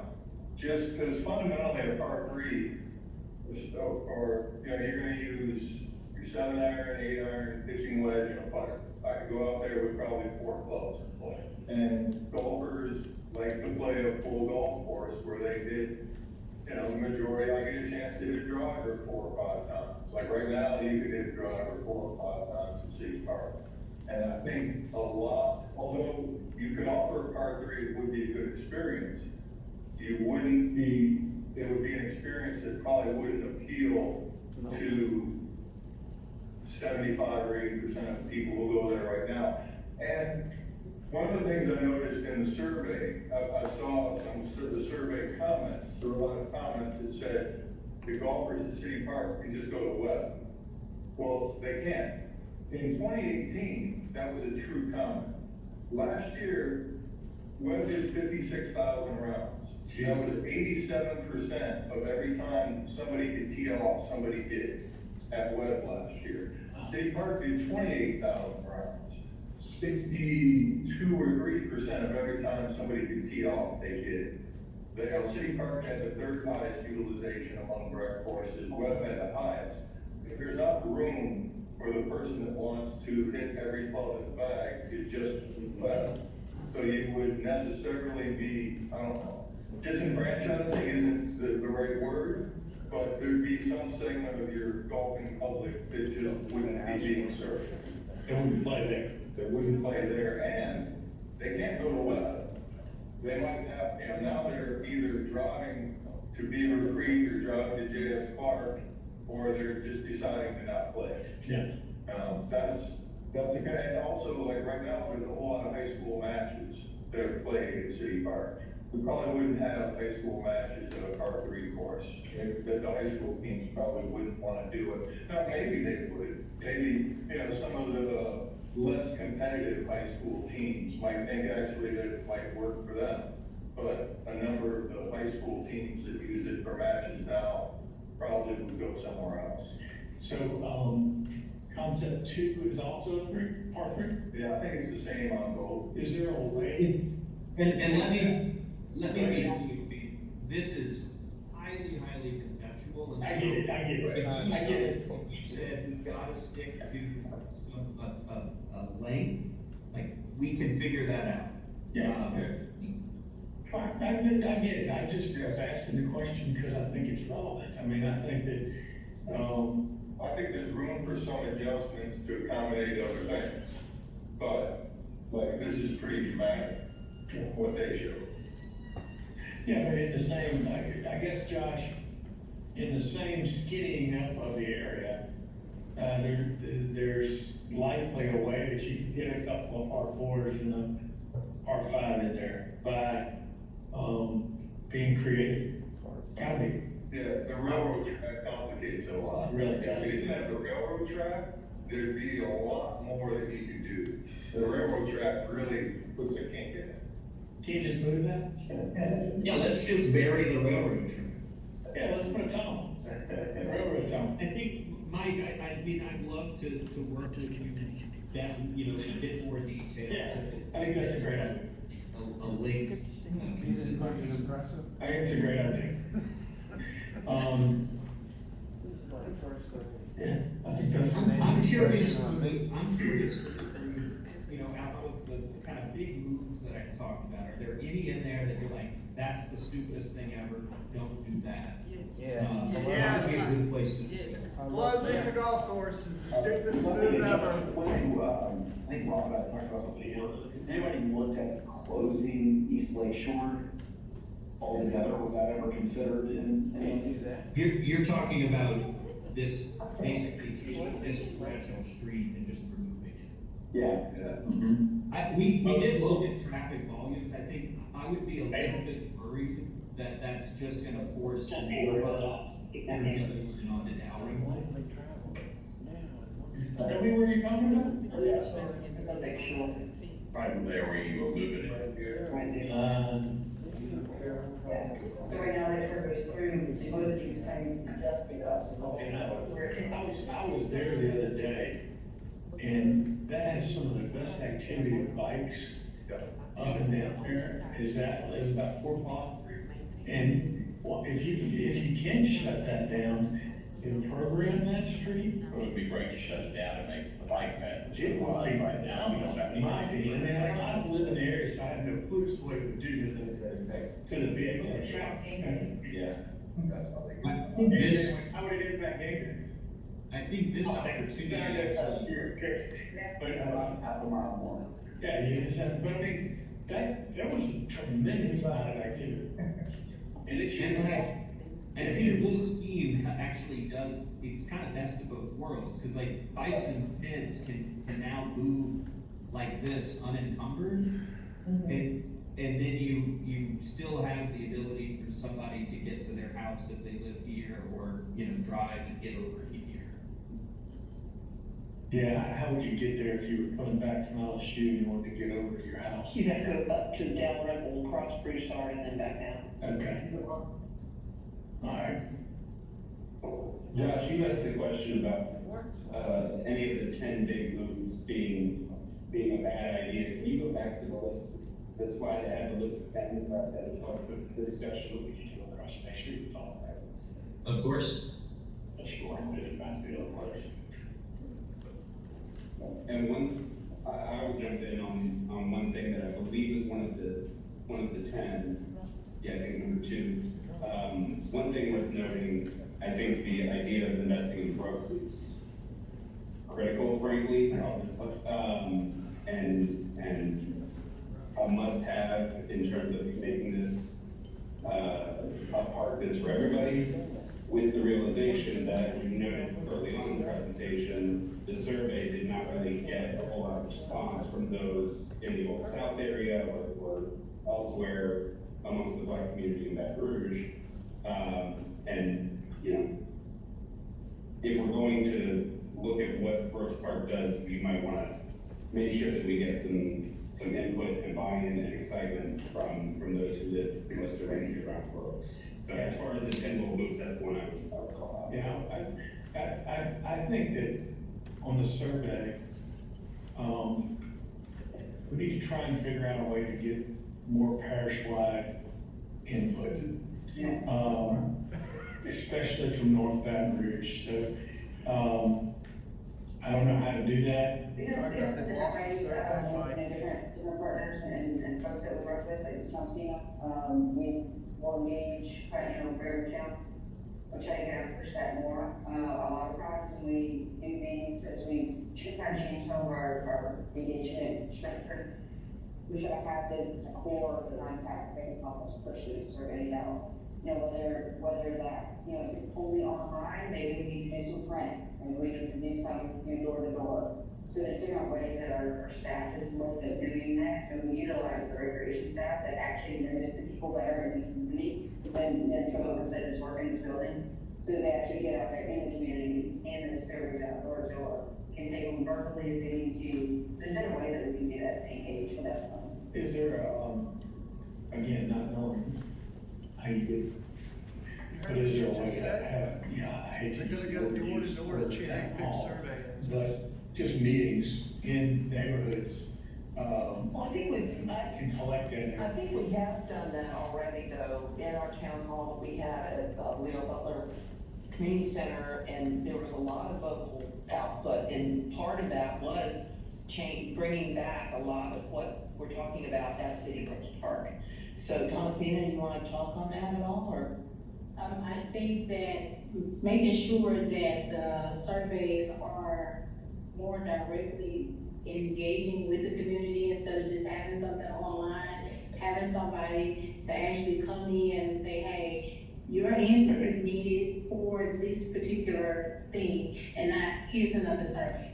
Because what we're getting feedback or pushback from is that we did a survey, how many more surveys can we do that, our voice is still not being heard. So actually having people to literally, like now, you really have to go door to door and talk to people and let them know that this is going to impact your community in this way. Your voice is needed to help push this through. So we do and Josh, I think we'll talk about this a little bit, maybe through our next scheduled stakeholder meetings. Those are the key stakeholder meetings, so like what we had at BRAF last month. Pulling in different members of the community in different areas, whether that's recreation, sports, athletics, running groups, golf groups, LSU users, gallery users, what all those groups are, pulling those in again, doing this, touch base with those communities and those stakeholders, and then the full meeting. So having both of those on site instead of at the off site or here. So having those I think, Ms. Christina has great, but it's, we're gonna use not as one of those locations, whether for both the stakeholder meetings and the public meetings, or at least one of them. So definitely gonna these meetings in the community. I think having a public meeting would be important. It's gonna be scheduled in April, and then the stakeholder meeting is at the end of March. So what does that look like? Because it still needs to be inside of the community, whether it's back at Leo Butler, at the high school or the middle school. So it needs to be within the community so that people can have access Do to you it. think that room is a good location for the stakeholder or the public meeting? Is one of them, you know? I think stakeholder would be okay, but the public meeting needs to be either Leo Butler or at the high school or the library, no? City Park. I don't know if that library is big enough. Okay. For that. But more than likely the middle school, because the high school is big. Middle school. Yeah. Chris? Yeah, I mean, well, first of all, I mean, I'm fired up by all the images you showed. I mean, this is the kind of transformation that is really exciting. I wonder, Josh, if there's an ability to cheat a little bit, because I liked the flow of option one and the big loop, but I do think like making Dalrymple this, calming, slower, like how do you get both of those into Chris, I don't think that's asking too much. I mean, in both schemes, Dalrymple would be humanized. I think it's just the distribution of program is really the big thing. And at the end of the day, like, we're not asking you to pick one or the other. We're asking for a dialogue. If you say, this is important in this one, this is important in the other one, then the preferred concept is the device that will merge all these things together.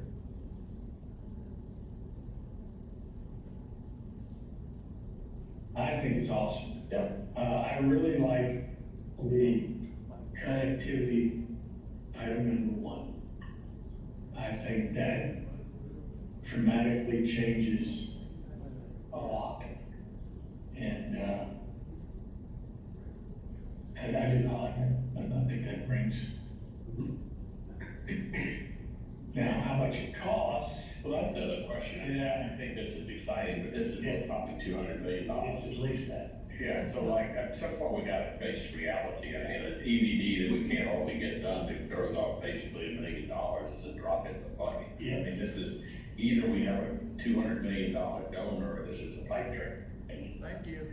So, and I don't know the exact number, but I mean, we need some big time philanthropic stuff. so Josh, some of the things that I would, encourage you to help us with is the phasing.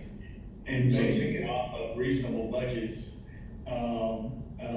If it's a 20-year plan and you spend $10 million a year with some inflation, maybe $12 million a year, what's the most impact, how you do it, and think through the budgeting actual of it. Absolutely. That is the next step here. We gotta find the vision and the North Star first. I will say that I think a number of these things would be attractive from a philanthropic perspective. A number of these things fit very squarely into like programs that they already exist and could be targets for next year or the year after or 5 years from now. It's existing capital budgets. And so again, I don't think it's one $200 million donor. I think it's 10 different funding buckets that you start to piece together that capital stack over time. Yeah. Christina, Zach?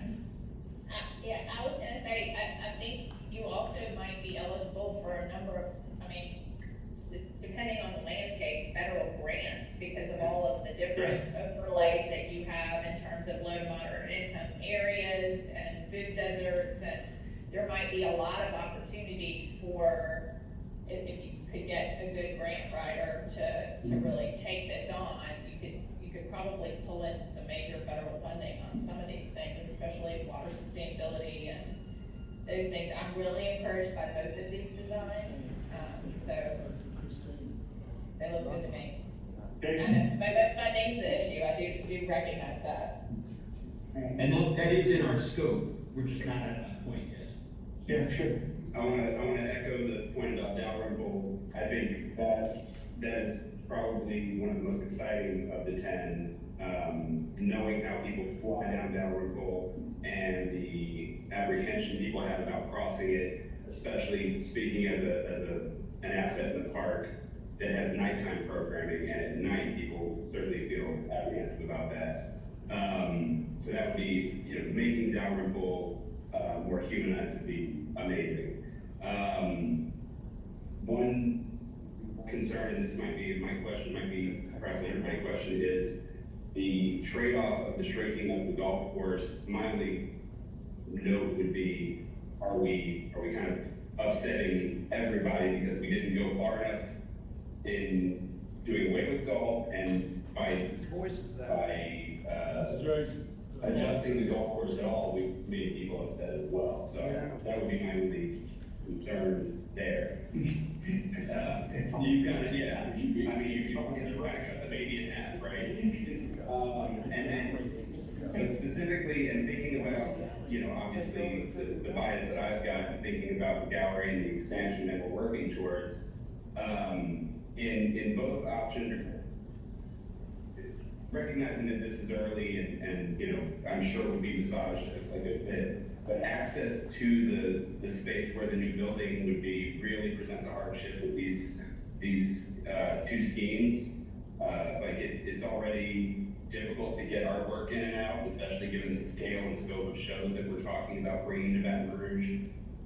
There really isn't a way for vehicular access to the buildings and the schemes that were presented. So that would be something we definitely have to work through.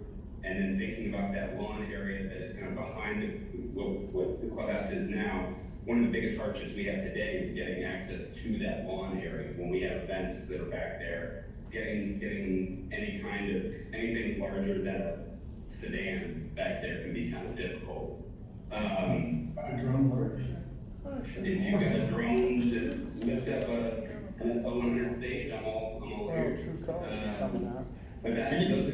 those would be things that probably need to be talked through more. And then the other piece would be this new structure that is kind of opposite where we're planning for the Contemporary Art Center to be. Certainly thinking about the use of that lawn. The lawn today is something that we oftentimes rent out for weddings or for fundraisers that other nonprofits might have, things like that. And my concern would be kind of closing it in on three sides and knowing that there's live oaks on the back side of that as well. All of a sudden, the view from that lawn might not be as attractive as it would be if there wasn't that third building there, knowing that the clubhouse would certainly stay intact. So those would be my initial reactions, and again, knowing that this is still relatively early, but access to it will certainly be important regardless. And then, I'm sorry, one last thing. On scheme 2, there's an adjustment to the parking lot that's on the Perkins side. And I mentioned this once before. My only thought would be if you switch that with what I believe was referred to as a sculpture garden, it might allow for that parking to serve multiple amenities within the park. You've got tennis nearby, the dog park, and the Contemporary Arts Center, the new to be Contemporary Arts Center. So this might allow for functionality. And that's an excellent point, because we often have problems getting into and definitely gallery, well, ground that expand. But also, BP said, however this shakes out, making sure a 3 or 5 year plan of dedicated money, whether it's the Conservancy, whether it's BREC, LSU, City, is set aside up front to take care of whatever phases are there, and not trying to chase the dog tail at the end of trying to have money, but having it to take care of whether, I think a 3 or 5 year plan to have that there would be very helpful. Carl? So kind of echoing about finances, maybe looking at the projects that BREC already has committed to, like the zoo, which was $250 million over 20 years. We're only on phase 2. And I know phase 1 was supposed to be $25 million, and we spent 65. 55. So, we just approved last month Perkins Road, that's 20 million. Your phase has 20. So looking at what we've already committed to, looking at what's in, the strategic plan out by Q3, then looking at the villages we have and other projects that are out there, but also remembering we have a whole parish. Absolutely. No, I mean, I think that, I gotta assume some of this has to be funded through government conservancy, and whole approach where you can have public-private partnerships to do it. I mean, I'm just spitballing here, but, is there a golf course developer that would come in and do this, with the return on investment for the rounds of golf that he's able to sell, to the public? And or events that he can have there, he or she might have. I mean, that's what the conservancy opens up. I'm not, pick on golf. What's that like? I mean, think about that. I mean, and then if you put a bunch of food trucks in there and we take 10% of the take, it's revenue. How do you put that into capital?